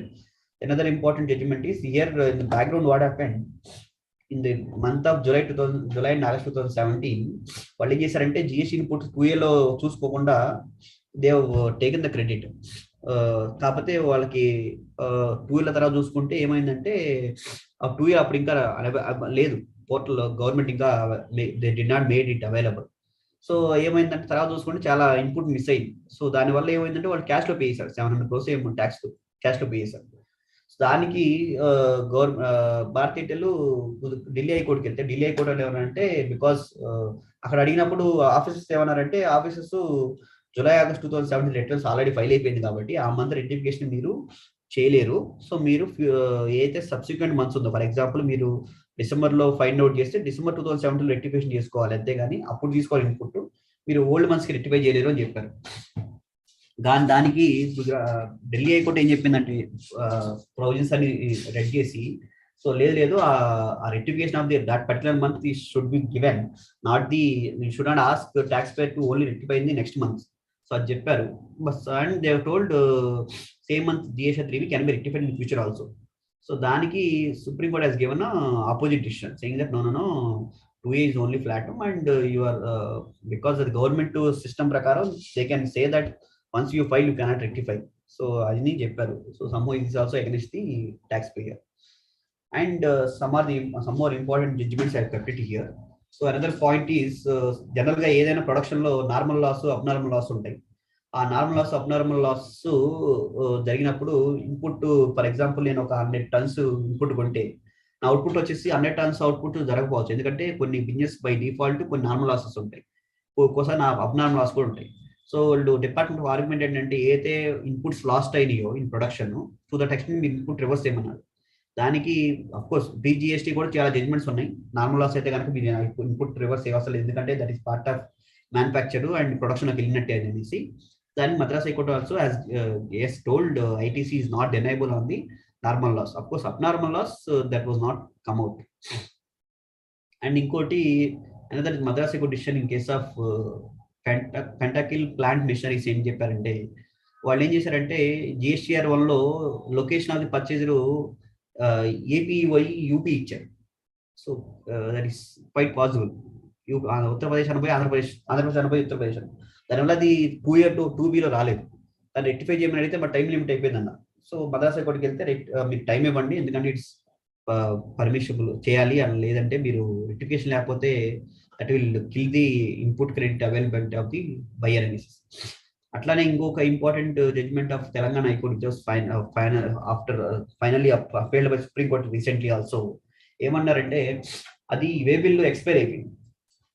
So provisions ప్రకారం way bill expire అయిపోతే within 8 hours we can ask for extension. So ఆ provisions వీళ్ళు ఏం చేశారంటే they did not ask for the extension of the expired way bill. But అది expire అయిపోయిన తర్వాత vehicle was caught saying that మీరు way bill expire అయిపోయింది, so కాబట్టి మీరు ట్యాక్స్ ఎగ్గొడుతున్నారు అని. దానికి హైకోర్టు తెలంగాణ హైకోర్టు ఏం చెప్పిందంటే అక్కడ జరిగిన ఒక ఇష్యూ కూడా ఏంటంటే అది అప్పుడు కొన్ని స్టేట్లో రూట్లో ప్రొటెక్ట్ జరుగుతుంది అనమాట. అప్పుడు ఏదో ఈ గవర్నమెంట్ అమెండ్మెంట్స్ గురించి ప్రొటెస్ట్ జరుగుతుంది. అలాంటప్పుడు అది vehicle cannot move in that route and so దాని తర్వాత నెక్స్ట్ 2 days పబ్లిక్ హాలిడేస్ ఉండడం వల్ల ఫ్యాక్టరీ ఓపెన్ కాదు. సో దానివల్ల లేట్ అయిందనేసి వాళ్ళు జెన్యూన్ రీజన్స్ ఎక్స్ప్లెయిన్ చేశారు. So that to when invoice was raised and way bill was there, what is the evasion, what was avoided, everything was recorded అని చెప్పినప్పుడు Telangana high court told no, you cannot assume tax evasion just because there is a way bill was expired, which was finally upheld by the Supreme Court also. And in fact, they increased the cost imposed by the High Court on the officers. And there is another judgment of Gujarat High Court where they told if the tax was which is not liable to be paid, if it is collected, then that should be refunded without applying 2 years time limit. Another important point. And another judgment of Gujarat judgment again, Gujarat High Court judgment again. So, ekkadaithe supplier dues recover చేయడానికి recipient bank account attach చేయకూడదు, credit ledger attach చేయకూడదు అని judgment. This is another important. Supplier default supplier అడగాలి కానీ మన credit ledger ని block చేయకూడదు, as long as we are genuine and bona fide. And another important judgment of Bombay high court and Madras high court also, and recently Allahabad high court also has given this judgment. They told question వచ్చేసి ఇప్పుడు supreme court because of COVID they have given the 2 years time extension, 14th March 2022, 20th February 2022 tak whatever the time limit is there that will be extended అని చెప్పారు. అన్ని appeals కి, applications కి, petition కి apply అని చెప్పారు. అక్కడ వచ్చిన క్వశ్చన్ ఏంటంటే ఈ extension will apply for refund filing applications also under GST. దానికి ఎస్ Madras high court and Bombay high court and latestly Allahabad High Court also they told yes it is applicable to refunds also. So a 2 years to time limit has to be excluded. For example, strictly if you look at March 19 refund 2 years లో వేయాలంటే March 19 నుంచి March 21 2 years అయిపోతుంది. So మనం ఇవాళ file చేయలేము technical గా అయితే. However supreme court time extension ఉంది కాబట్టి March 19 దగ్గర నుంచి March 20 దాకా 1 year అయిపోయింది, దానికైతే ఎక్స్టెన్షన్ ఏం లేదు. ఇంకో 1 year టైము March 2020 నుంచి March 21 దాకా అవుతుంది కాబట్టి ఆ 1 year ఎక్స్క్లూడ్ చేసి ఆ 1 year ఫస్ట్ March 2022 నుంచి క్యాలిక్యులేట్ చేయాలని చెప్పారు. సో కాబట్టి ఆ రకంగా అప్లై అనేసి Madras high court and Bombay high court decision is there. And another important judgment of Calcutta high court judgment వాళ్ళు ఏం చెప్పారంటే ఐటీసీ మిస్ మ్యాచ్ కేసులోనే, సో మీరు డైరెక్ట్ గా సప్లయర్ కి బయ్యర్ కి don't deny the credit as long as you some had sticks are met. So వాళ్ళు ఏం చెప్పారంటే వీళ్ళు డాక్యుమెంట్స్ చూసుకోండి, వాళ్ళు జెన్యూన్ గా పర్చేజ్ చేశారు లేదా, and they have invoices payment చేశారని చెక్ చేసుకోమని చెప్పారు. అండ్ ఇంకోటి వచ్చేసి another judgment is Bombay high court decision where they told still manual refund filing can be done because rule 97A which is there in the rules is not rescinded. So we cannot say government circular ఇచ్చింది everything is electronic మేము తీసుకోని చేయడానికి లేదనేసి Rule 97A has come. So that is still there kabatti they told manual refund is still maintainable. Another judgment of Bombay Court in case of Godrej and Boys is that the pre-GST transaction credit gurinchi అక్కడ పెద్ద dispute ఏంటంటే education cess, secondary education cess, Krishi Kalyan cess, అది it was merged into GST, but the provisions were not specifically made for the transfer. So అక్కడ వచ్చిన interpretation ఏంటంటే certificate అంటే ఇది కూడా వస్తుంది కాబట్టి అది కూడా ట్రాన్స్లేషన్ కి అలౌ చేయాలని క్వశ్చన్. దానికి Madras high court it is transferable and you are eligible for the transfer అని చెప్పింది. And whatever retrospective amendment made by the government also that is not sufficient అని చెప్పింది. So that is another important judgment. And another interesting judgment of Madras high court is, అక్కడ ఏం జరిగిందంటే residential welfare association కి members దగ్గర నుంచి 7,500 దాకా GST లేదు. సో అబౌట్ ఇక్కడ వచ్చిన క్వశ్చన్ ఏంటంటే నేను 9,000 కలెక్ట్ చేస్తాను, ఇప్పుడు నాకు జిఎస్టీ 9,000 పే చేయాలా లేదంటే బికాస్ నోటిఫికేషన్ చేసి up to 7,500 your exempted, that means only 1,500 tax pay చేయాలా అనేది క్వశ్చన్. దానికి ఎస్ ఆన్సర్ వచ్చేసి because notification use the word up to కాబట్టి only 4 and above 7,500 GST pay చేయాలనేది they have told. This is the Madras High Court in case of Greenwood Estate Owners Association. Of course, this was subsequently stayed by the division bench. As of now, we have to wait for the division bench matter. And another judgment of Bombay Court, they told that there is investigation is pending in another case, so of the same taxpayer, so we don't give refund and approval chepparu. As long as that investigation is not completed, you should not deny the refund ikkada. ఇంకోటి వచ్చేసి Telangana high court decision in case of national remote sensing agency, this service tax judgment. However but clear గా అక్కడ చెప్పిన judgment ఏదంటే కనుక government entities ఉన్నప్పుడు you cannot say they wilfully suppress the facts, లేదంటే వాళ్ళు కావాలని ఫ్రాడ్ చేశారని చెప్పడానికి లేదు. ఎందుకంటే గవర్నమెంట్ అనేది they work with government funds. ఆ గవర్నమెంట్ ఫండ్స్ ఎక్కడి నుంచి వస్తాయి? ట్యాక్స్ నుంచే వస్తాయి. సో ప్రైవేట్ ఎంటిటీ అన్నా ఏదో ఫ్రాడ్ చేశాడో ఏదో బెనిఫిట్ అవుతారని చెప్తారు. గవర్నమెంట్ ఎంటిటీకి అలాంటి ఏమి ఉండవు కాబట్టి మీరు you cannot attribute the motives of suppression, fraud, ఇన్ఫుల్ statements and you live with 100% penalty. So that is another important judgment of Telangana high court. Another judgment is the summons. I think I already told this FSM medication where they told summons is only last resort and don't give summons for routine. And another judgment of Kolkata High Court judgment is they told Tran 1 credit అయితే miss అయిన taxpayers కి they can take credit in 3B instead of they are asking for rectification of or technically enabling of the Tran 1 which is take another 6 months or 1 year to complete. So they వాళ్ళు ఏం చెప్పారంటే 3B లో తీసేసుకొని direct గా Tron credit miss అయిందని చెప్పారు. ఇంకోటి వచ్చేసి Madras high court decision recent గా వాళ్ళు ఏం చెప్పారంటే అయితే service tax reverse charge pay చేశారు ఆఫ్టర్ జిఎస్టీ, అది ఇప్పుడు సర్వీస్ ట్యాక్స్ నుండి క్రెడిట్ తీసుకునేవాళ్ళు. సో ఇప్పుడు జిఎస్టీ వచ్చినా లేదు కాబట్టి అది రిఫండ్ తీసుకోవచ్చని they applied the doctrine of necessity and they told it is refundable. So department argument ఏంటంటే ప్రొవిజన్స్ లేవని, దానికి they overturn that argument. And another Karnataka high court decision ఏం చెప్పిందంటే నా దగ్గర బిల్డింగ్ ఉంది, దట్ ఈస్ ఎసెన్షియల్ బిల్డింగ్, నేను దాన్ని హాస్టల్కి యూజ్ చేయడానికి ఇచ్చేసాను, కాలేజెస్కో లేదంటే దేనికి చేస్తే దానికి డిపార్ట్మెంట్ అడ్వాన్స్ రూలింగ్స్ ఏం చెప్పారంటే అది హాస్టల్కి వాడుతున్నారు కాబట్టి హాస్టల్ అనేది కమర్షియల్ యాక్టివిటీ, సో అది రెసిడెన్షియల్ కాదు, రెసిడెన్షియల్ అకామిడేషన్ కాకపోతే ఎగ్జామ్షన్ రాదనేసి they denied advance ruling authorities. దానికి అగెన్స్ట్ గా హైకోర్టుకి వెళ్తే high court they told no that is advance ruling is incorrect, hostel is also accommodation ఉంది, హాస్టల్ ఉండేది అందరూ ఎట్లయితే రెసిడెన్షియల్ వాడతారు కాకపోతే is only a matter of different way of accommodation ante. So kabatti it is exempted, eligible for exemption ani they have told. And another judgment of Telangana High Court is in case of deemed distributors, they told in investigation you can't demand the taxes and you say you pay this and all that. So because it is generally in investigate lo vallu letter chesi me pay cheyandi ani they'll make some threatening messages. Daniki the deemed distributors case lo the Telangana High Court told you cannot make a recovery without you completing investigation and giving a notice under 73 and 74. So this is another important judgment of Telangana High Court. With this, I complete my presentation. Hope I meeku kavalsina presentation I made it. So even migilipoyina even nenu topics which I have not covered in my given topic today, you can ask me. Nenu edaithe naaku telisantodi I can answer. So thank you so much, sir.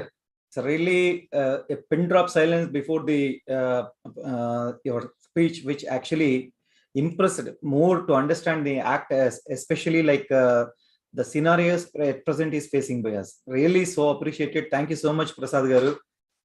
చాలా చాలా హ్యాపీగా ఉంది. వాళ్ళు మాత్రం మంచి judgements కూడా మీరు చివరిలో అవన్నీ ఇచ్చినటువంటి ప్రతి జడ్జ్మెంట్ కూడా it is much utilizable for all the members, especially one or two issues I would like to bring to your kind notice, like even 18-19 కి సంబంధించినటువంటి మన ఇన్పుట్ ట్యాక్స్ క్రెడిట్ కూడా ప్రజెంట్ డేలో మనం క్లెయిమ్ చేసుకునేటటువంటి ప్రొవిజన్ మీద కూడా ఇటీవల కాలంలో I think it been happened like ఒక ఫ్యూ దీంట్లో 2018లో వచ్చింది, తర్వాత మళ్ళీ అగైన్ 2020లో శ్రీనాయక్ ఫెర్రోలైస్ లో కూడా సంబంధించినంత వరకు అదే మాదిరి ఆ క్లైమింగ్ లో సపోజ్ ఒక హెడ్ లో క్లెయిమ్ చేసుకోవాల్సింది ఇంకో హెడ్ లో క్లెయిమ్ చేసుకున్న వాళ్ళకి కూడా there is a lot of relaxations is given by the court. So మీరు ఇప్పుడు చెప్పిన దాంట్లో యాక్ట్ ప్రొవిజన్స్ కానివ్వండి, తర్వాత కోర్టు సంబంధించినటువంటి డెసిషన్స్ కానీ రెండింటిని గమనిస్తే యాక్ట్ లో ఉన్నటువంటి చాలా వరకు ఉన్నటువంటి ఇబ్బందులన్నింటినీ కూడా కోర్టు రెక్టిఫై చేస్తున్నట్టుంది. కానీ అమెండ్మెంట్స్ ఎక్కడ కూడా ఐ డోంట్ థింక్ సో.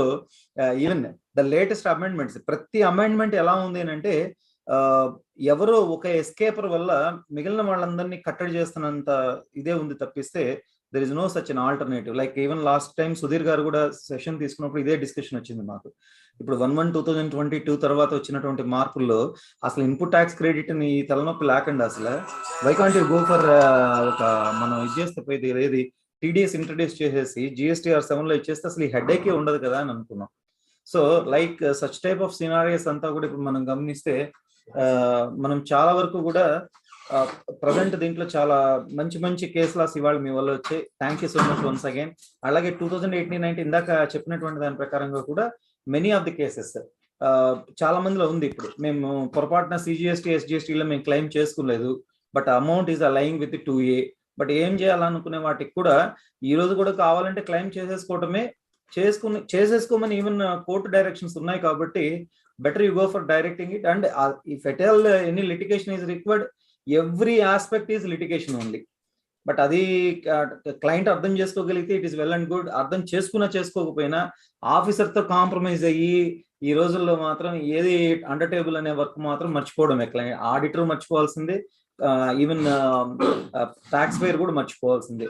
అటువంటి సినారియోలు నిజంగా it is such a good relaxation. Thank you so much once again for your tremendous information being sharing to us. I kindly with this viewers I'm handing over the session to our beloved president of AP Tax Bar Association, Kumar sir, to give his closing remarks to close the issue, please. Thank you, Venkat. Thank you, sir. Wonderful for sharing the topic. Actually గా దీంట్లో సరే మన సునీల్ చెప్పాడు. ఇప్పుడు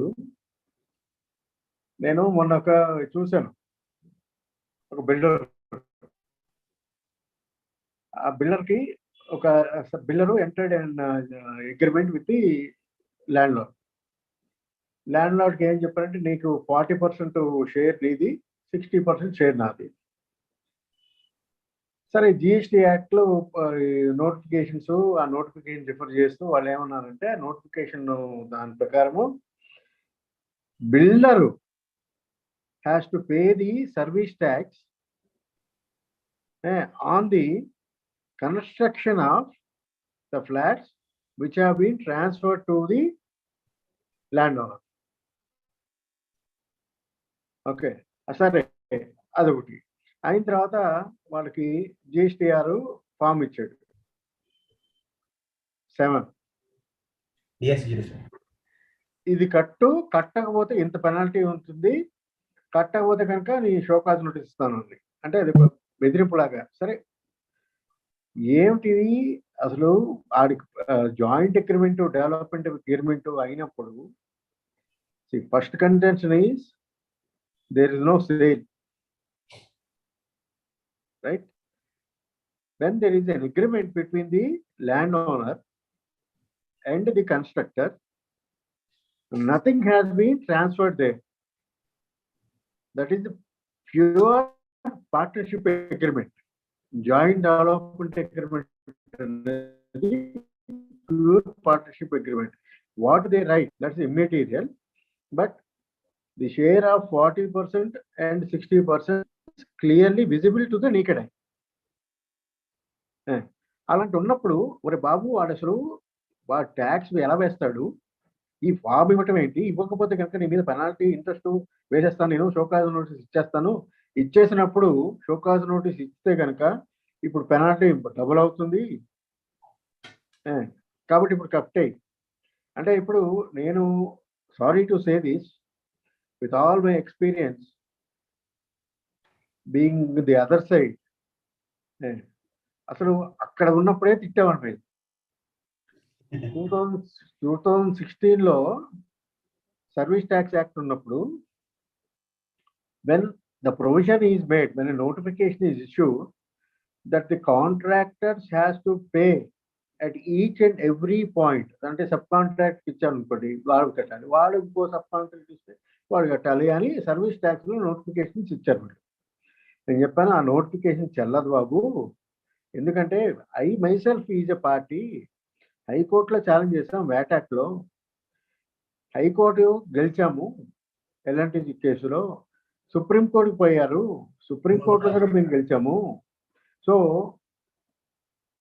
ఈ concept ఏదైతే ఉందో you are forgetting the concept that actually works contract tax, works contract మీద ట్యాక్స్ వేయడానికి there is a separate enactment in some states. Now it is become the GST enactment. So ఇప్పుడు వర్క్స్ కాంట్రాక్ట్ తీసుకొచ్చేసి జిఎస్టీలోనో లేకపోతే అంతకుముందు వ్యాట్లోనో అంతకుముందు service ట్యాక్స్లోనో కలిపేస్తున్నారు. కలిపేసినప్పటికీ notwithstanding anything contained in the act, non obstante clause ఉంది. So it is treated as a independent section by it self. So ఇప్పుడు కాంట్రాక్టర్స్ కు వాళ్ళ డబ్బులు వాళ్ళ జేబులోంచి పెట్టుకోవడమే కాకుండా ట్యాక్స్ కూడా వాళ్ళు కట్టుకోవాల్సిన పరిస్థితి ఉంది ఇప్పుడు. సరే అది పక్కన పెడదాం, అది ఎంత చెప్పినా కానీ కాంట్రాక్ట్స్ వాళ్ళకి ముందుకు రాకపోతే మనం ఏం చేయలేము దానికి. సో అప్పుడు రూల్ 17(1)E అని వ్యాట్ యాక్ట్లో ఉండేది, దాన్ని ఛాలెంజ్ చేశాం. ఛాలెంజ్ చేసినప్పుడు రమేష్ రంగనాథ్ గారు జడ్జి, ఆయన ఉన్న సిఏ నాలెడ్జ్తో ఆయన ఒక జడ్జిమెంట్ ఇచ్చాడు. ఇన్కార్పొరేషన్ ఆఫ్ ది గూడ్స్ అని ఉంది కాబట్టి, so whether you receive the bills, whether you give the bills, whether you receive the bills, అంటే మిగతా వాళ్ళకి ఎటువంటి ట్రాన్స్ఫర్ ఆఫ్ గూడ్స్ లేకపోతే ట్రాన్స్ఫర్ ఆఫ్ ఇన్వాయిస్ రేస్ చేస్తే చాలు. ఇక్కడికి వచ్చేటప్పటికి సెపరేట్ ప్రొవిజన్ అనేది అదే, incorporation of the goods whether you raise the bill or not immediately. అప్పుడు నీకు వెంటనే వచ్చేస్తాయి, అంటే డబ్బులు రావయా బాబు నాకు ఎప్పుడు వస్తాయి, కాబట్టి అది మొత్తం కాంట్రాక్ట్ అయిపోయిన తర్వాత వేయాల్సిన రిటర్న్ అని అంటే ఆయన ఒప్పుకోవాలి. That was argued by me. Then we went to supreme court and supreme court has remanded the matter that is still under the procedure. So నేను అనేది ఏంటంటే, when the provision is a separate provision, when you are relying upon joint development agreement, when there is a judgment in the Raheja case, which is followed by 3-bench judgment, which referred the Raheja case in an LRT judgment, ఇన్ని చెప్పినప్పుడు agreement కంపల్సరీగా రాసుకోవాలి. Agreement is the crucial document for determining the taxability of a person. ఇప్పుడు నా బాధల్లో ఏంటంటే 18% వీరికి ఎవరికి వేస్తారు, కొనుక్కునే వాడికి వేస్తాడు. ఈ కాస్ట్లేమో విపరీతంగా పెరిగిపోతున్నాయి. అసలు గవర్నమెంట్కి ఏంటంటే ఎలా ఉందంటే, మనకు బాధేద్దాం తర్వాత చూద్దామని. ఇందాక మీరు చెప్పినట్టుగా గవర్నమెంట్ కాంట్రాక్ట్స్లో కూడా వాళ్ళు డబ్బులు ఇవ్వరు. 2017లో state of Andhra Pradesh has given a beautiful notification. అరే ముందర మీరు 5% పే చేయండి, తర్వాత ఆ జిఎస్టీ యాక్ట్ 112 ఏంటని డిసైడ్ చేస్తారు, అప్పటి వరకు మీరు 5% పే చేయండి, అది డిసైడ్ చేసిన తర్వాత మీరు బ్యాలెన్స్ పే చేద్దరు. కానీ ఆ డెసిషన్ అనేది ఇంతవరకు అవ్వలేదు. సేమ్ వైజ్ తెలంగాణ వాళ్ళు కూడా ఫాలో అయ్యారు, ఇంతవరకు తీసుకోవాలి.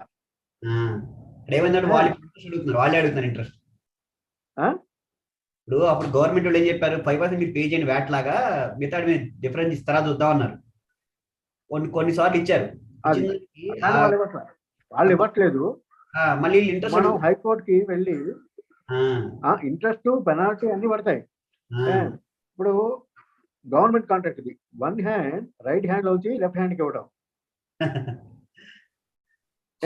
ఇది గవర్నమెంట్ కాంట్రాక్ట్, సరే అసలు ట్యాక్సే ఎక్కలేదు నా ఉద్దేశంలో. సరే గవర్నమెంట్ ఇస్తోంది, ఇచ్చేటప్పుడు ఆ ఇవ్వాల్సిన ట్యాక్స్, ఆ ఇవ్వాల్సిన కాంట్రాక్ట్ ఇన్ టైంలో ఇస్తే వీళ్ళకి కడతారు, వీళ్ళు పే చేస్తారు, వీళ్ళకి ఇవ్వరు. ఆ నోటిఫికేషన్ అమెండ్మెంట్ కాదు, ఆ నోటిఫికేషన్ గురించి పట్టించుకోరు. గవర్నమెంట్ వాళ్ళని ఎవరిని, ఇరిగేషన్ డిపార్ట్మెంట్ వాళ్ళని మనం చేస్తాం పార్టీలు, వాళ్ళు అంటారు మాకేం సంబంధం లేదని అంటారు. కమర్షియల్ ట్యాక్స్ డిపార్ట్మెంట్ అంటారు మాకేం సంబంధం, జిఎస్టీ డిపార్ట్మెంట్ మాకు సంబంధం లేదు, నువ్వు ట్యాక్స్ కట్టాల్సిందే, వాడిచ్చాడో వీడిచ్చాడో ఇవన్నీ అవసరం, నువ్వు ట్యాక్స్ కట్టు అని. సరే అందుకని నేనేమంటున్నానంటే ద న్యూ ప్రిన్సిపల్, నేను ఒకటి మొన్న ఆలోచిస్తున్నప్పుడు ఇది యాక్చువల్గా వ్యాట్ యాక్ట్ లోనే చెప్పాను, జిఎస్టీ యాక్ట్ లో బాగా చూస్తున్నా ఈ వర్క్స్ కాంట్రాక్ట్ ఇవన్నీ. దెన్ నేను ఒక కాంట్రాక్టర్స్ కి చెప్పాను, anybody any dealer in GST act, principal and agent relationship, contract act ఇక్కడ తీసుకొద్దాం.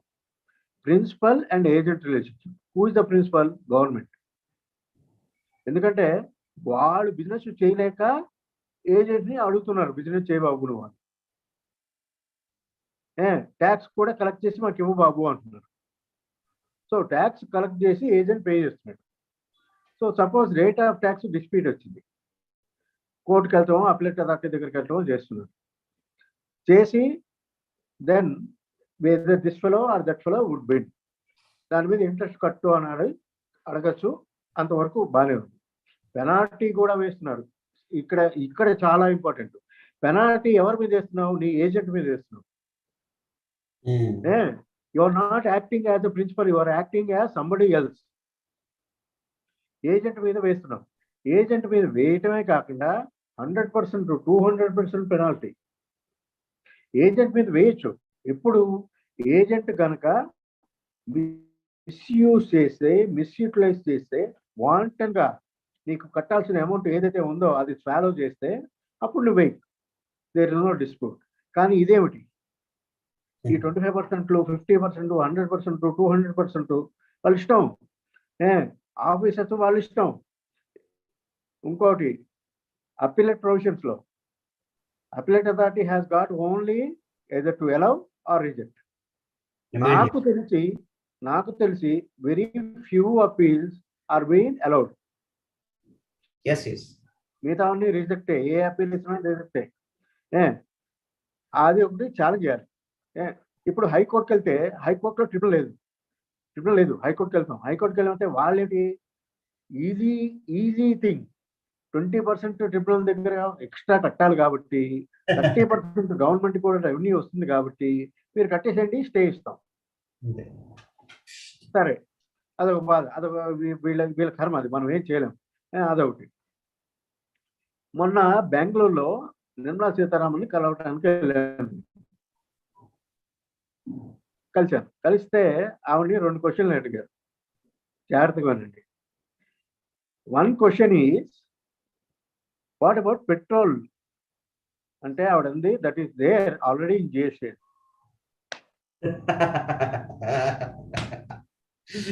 మీరు క్లోజ్ గా అడిగారు. Joke finance minister addressing in a meeting, open forum sir, the public, open form.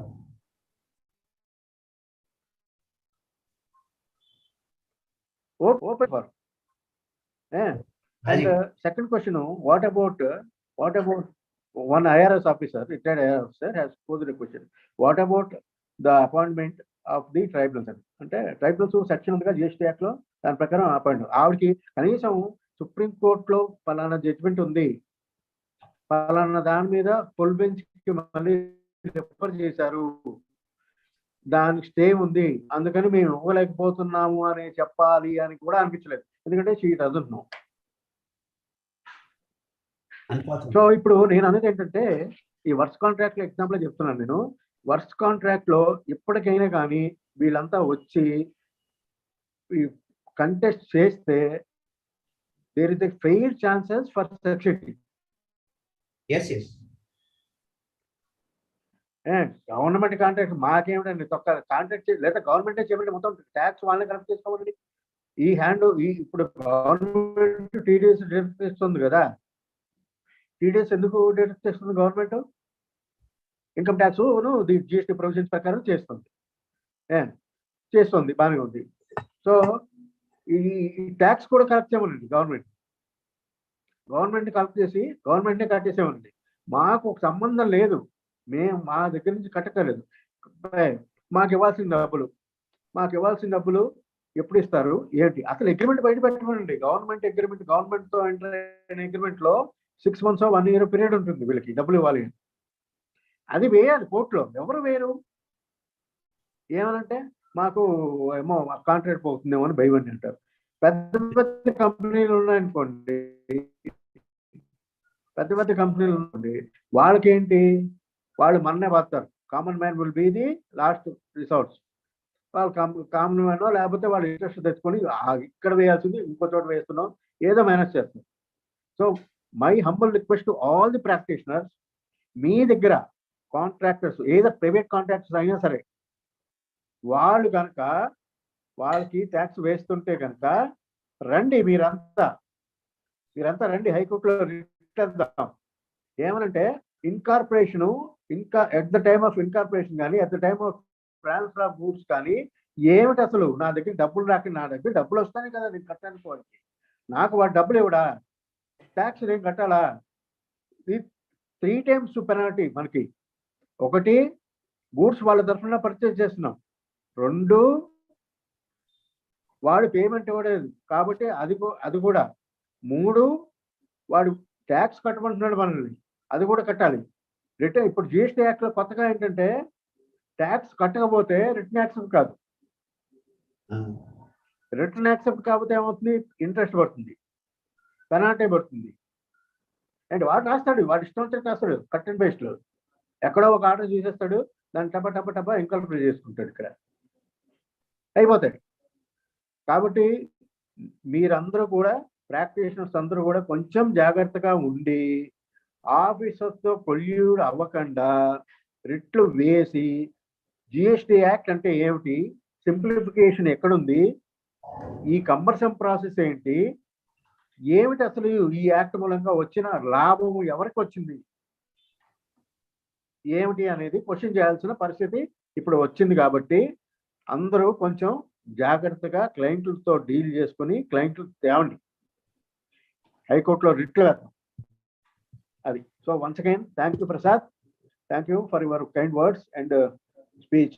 Thank you very much. Prasad గారు and Kumar గారు, I may be testing your patience కావచ్చు, time బాగా అయింది. But anyway need to take a clarification among మన participants. ఇప్పుడు ఈ audit జరిగినప్పుడు కానీ డిపార్ట్మెంట్ వాళ్ళు జిఎస్టీలో వెరిఫికేషన్ ఆఫ్ రికార్డ్స్ లో వాళ్ళు ఏం చేస్తున్నారంటే RCM not paid for particular head అని ఆర్సిఎం కలెక్ట్ చేస్తున్నారు. అది నాట్ పెయిడ్ కనుక they are also collecting interest. But దాన్ని క్లెయిమ్ చేసేది మనకు లేకుండా ఉంది అనేది వాళ్ళు చెప్తున్నారు, ఇన్పుట్. సో ఇందాక మీరు కూడా స్పీచ్ లో చెప్పారు, it leads to again double taxation, no issue right. So దీన్ని మనం హౌ ఎందుకంటే ఎప్పుడైతే డిపార్ట్మెంట్ నేను ఆర్సీఎం కట్టే డేట్ రోజు కట్టలేదు, నా దగ్గర డబ్బులు తీసుకుంటూ దాంతో పాటు ఇంట్రెస్ట్ కూడా వసూలు చేస్తుందో, that means you are accepting that నేను ఈ రోజు అది కట్టినట్టు, ఈ రోజు వరకు దాని డ్యూస్ ఏదున్నా కట్టినట్టు, దాన్ని నేను RCM I need to claim, దాన్ని క్లెయిమ్ చేసుకొని ఇవ్వట్లేదు. చాలా మంది మెంబర్స్ కి ఇది ఒక పెద్ద ప్రశ్న అయిపోయింది. ఆర్సీఎం అనేది డెఫినెట్ గా ఆర్సీఎం అనేది డెఫినెట్ గా మనం క్లెయిమ్ చేసుకునేది, కానీ మేము ఆడిట్ లో పట్టుకున్న తర్వాత నువ్వు కట్టావు కనుక యువర్ నాట్ లయబుల్ అని వాళ్ళు దాన్ని తీసేస్తున్నారు. మరి అలా తీసేసినప్పుడు why your collecting interest as on the date?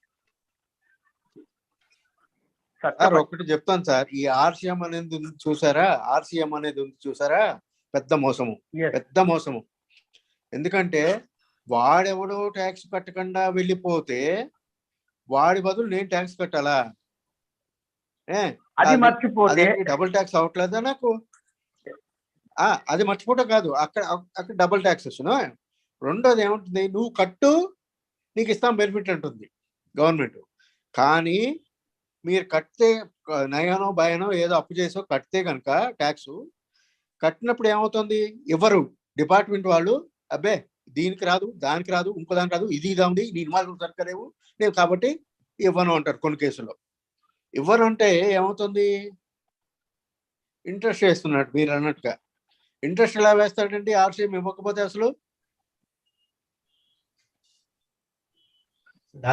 అదే మరి ఎవరు కూడా బుర్ర పెట్టి ఆలోచించి ఏం చేస్తున్నాము, ఏం చేయాలి అనేది ఎవరు కూడా అర్థం చేసుకోవట్లేదు. ఇందాక ప్రసాద్ గారు చెప్పినప్పుడు కొన్ని డబల్ ట్యాక్స్ ఇష్యూస్ చెప్పినప్పుడు నాకు ఇది గుర్తొచ్చింది. ఇది కూడా లీడ్స్ టు డబల్ ట్యాక్స్. ఎందుకంటే అక్కడ కడుతున్నాము, ఇక్కడ మనకు వాళ్ళు క్లెయిమ్ ఇవ్వట్లేదు. డిపార్ట్మెంట్ మీద అంటే Section 16(4) doesn't restrict that time limit also. చెప్పండి ప్రసాద్. డిపార్ట్మెంట్ పాయింట్ ఏంటంటే అది టైం బార్ అయిపోయిందని చెప్తున్నారు. టైం బార్ అవ్వదు, ఎందుకంటే మనం ఆర్సీఎం పే చేస్తే మన సెల్ఫ్ ఇన్వాయిస్ ఇవాళ రైట్ చేసుకోవచ్చు. ఇవాళ రైట్ చేసుకున్నది ఇవాళ టైం లిమిట్ ఈ సంవత్సరం అప్లై అవుతుంది. సో కాబట్టి టైం బార్ కూడా కాదు. So of course Kumar sir చెప్పినట్టు ఆర్గ్యుమెంట్స్ దాంతో పాటు ప్లస్ టైం బార్ కూడా department is not correct in saying that is time bar. ఇప్పుడు ఆర్సీఎం అనేది 1994 గుజరాత్ అమ్ముజా వాళ్ళు సుప్రీంకోర్టు పోయారు. అవును, మా ట్రాన్స్పోర్టర్స్ మీద వేయాలి ట్యాక్స్, ట్రాన్స్పోర్టర్స్ మీద వేయకుండా మామూలుగా మా మీద ఇస్తున్నారు. ఇదేమిటి అంటే అప్పుడు సుప్రీంకోర్టు ఫస్ట్ కొట్టేసింది. సెకండ్ టైం ఆర్సీఎం ఇంట్రడ్యూస్ చేశారు వీళ్ళు, గవర్నమెంట్ వాళ్ళు. మళ్ళీ వెళ్తే అబ్బే ఆర్సీఎంఏ కదా కట్టండి, కట్టి తీసుకోండి అంది. కట్టి తీసుకోండి అనేది ఎంత బాధ, బిజినెస్ మనకి ఎంత నష్టం, అది అల్టిమేట్ గా ఎండ్ యూజర్ మీద పడుతుంది భారం అనేది ఎవరు ఆలోచించట్లా. ఏం లేదు, నేను చెప్తున్నా కదా, గవర్నమెంట్ ఈ రోజున అడ్డమైన పథకాలన్నీ ఇంప్లిమెంట్ చేస్తున్న దానికి డబ్బులు కావాలి. వాళ్ళకి ఎంతసేపు డబ్బులు కావాలి. ఆ డబ్బులు కావాలంటే మరి ఇలాగే ఉంటుంది. ఇలా ఉంటుంది అంటే మరి వాళ్ళు లూజ్ గా ఉంటారు. కొన్ని చోట్ల పెద్ద పెద్ద వాళ్ళందరికీ కూడా గ్లోబలైజేషన్ అని చెప్పేసి ఒకళ్ళో ఇద్దరో ముగ్గురో నలుగురో ఎవరో వాళ్ళు ఓకే చేసుకుని వాళ్ళకి ఇచ్చుకుంటారు బెనిఫిట్స్ అన్ని మార్చుకుంటారు. అంటే ఇంజన్ లో change somebody has to challenge these provisions. బయట థర్డ్ పార్టీ ఉన్నారు చూడు కిషోర్, వీటితో మొదటి నుంచి ఇదే తలనొప్పి ఉంది మనకి. ఇప్పుడు అది ఇన్సూరెన్స్ థ్యాంక్ యూ సునీల్ అదే కదా నేను చేశానండి. Sunil sir sorry sir, mute చేసుకో. సో ఇప్పుడు థ్యాంక్ యూ అండి. Thank you. Right Venkat, thank you very much for a wonderful session. Thank you. Thank you, sir. Thanks for the opportunity. Once again, sir, thank you so much to one and all, sir. Thanks a lot, sir. Thank you so much who have been participated today. And my special thanks to Venkat Garu, especially you have delivered such a tremendous judgments today. There is no words to express, and your elaboration about this act provisions also is so appreciated that we have understand more the provisions of the act itself. Thank you so much once again. My special thanks to our beloved President of AP Taxpayer Association, Kumar sir, and Telangana Tax Practitioners Association President Nagesh sir, and Ramaraju sir, AP Taxpayer Association Practitioners and Consultants Association. Really, it is a tremendous job been conducting since many months by jointly to conduct many seminars. And this time I request Nagesh sir to choose a subject along with the speaker from your end to conduct the seminar. Will be appreciated. It's my humble request to you. And thanks a lot to one and all. Invoice కోసమే ఈ 30th లోపల అనుకున్నాము, ఇది ఉంది కదా అని ఆగిపోయాము. E invoicing మీద చాలా మందికి 20 ఫస్ట్ వీక్ పెట్టుకుందామన్నా, ఆఫ్టర్ ఉగాది ఫస్ట్ వీక్ పెట్టుకుందామన్నా. ఈ ఒక్కసారి స్పీకర్ మరి మీరు చూస్తా అంటే ఓకే. రైట్ అన్న, ఓకే, రైట్ రైట్ రైట్. లేకపోతే మన కృష్ణమోహన్ ఉన్నాడు, కృష్ణమోహన్ ఇస్ వెల్ ఎక్విప్మెంట్, మాట్లాడేద్దాం. రైట్ అన్న, right right. Thank you. Thank you. Right, sir. Bye.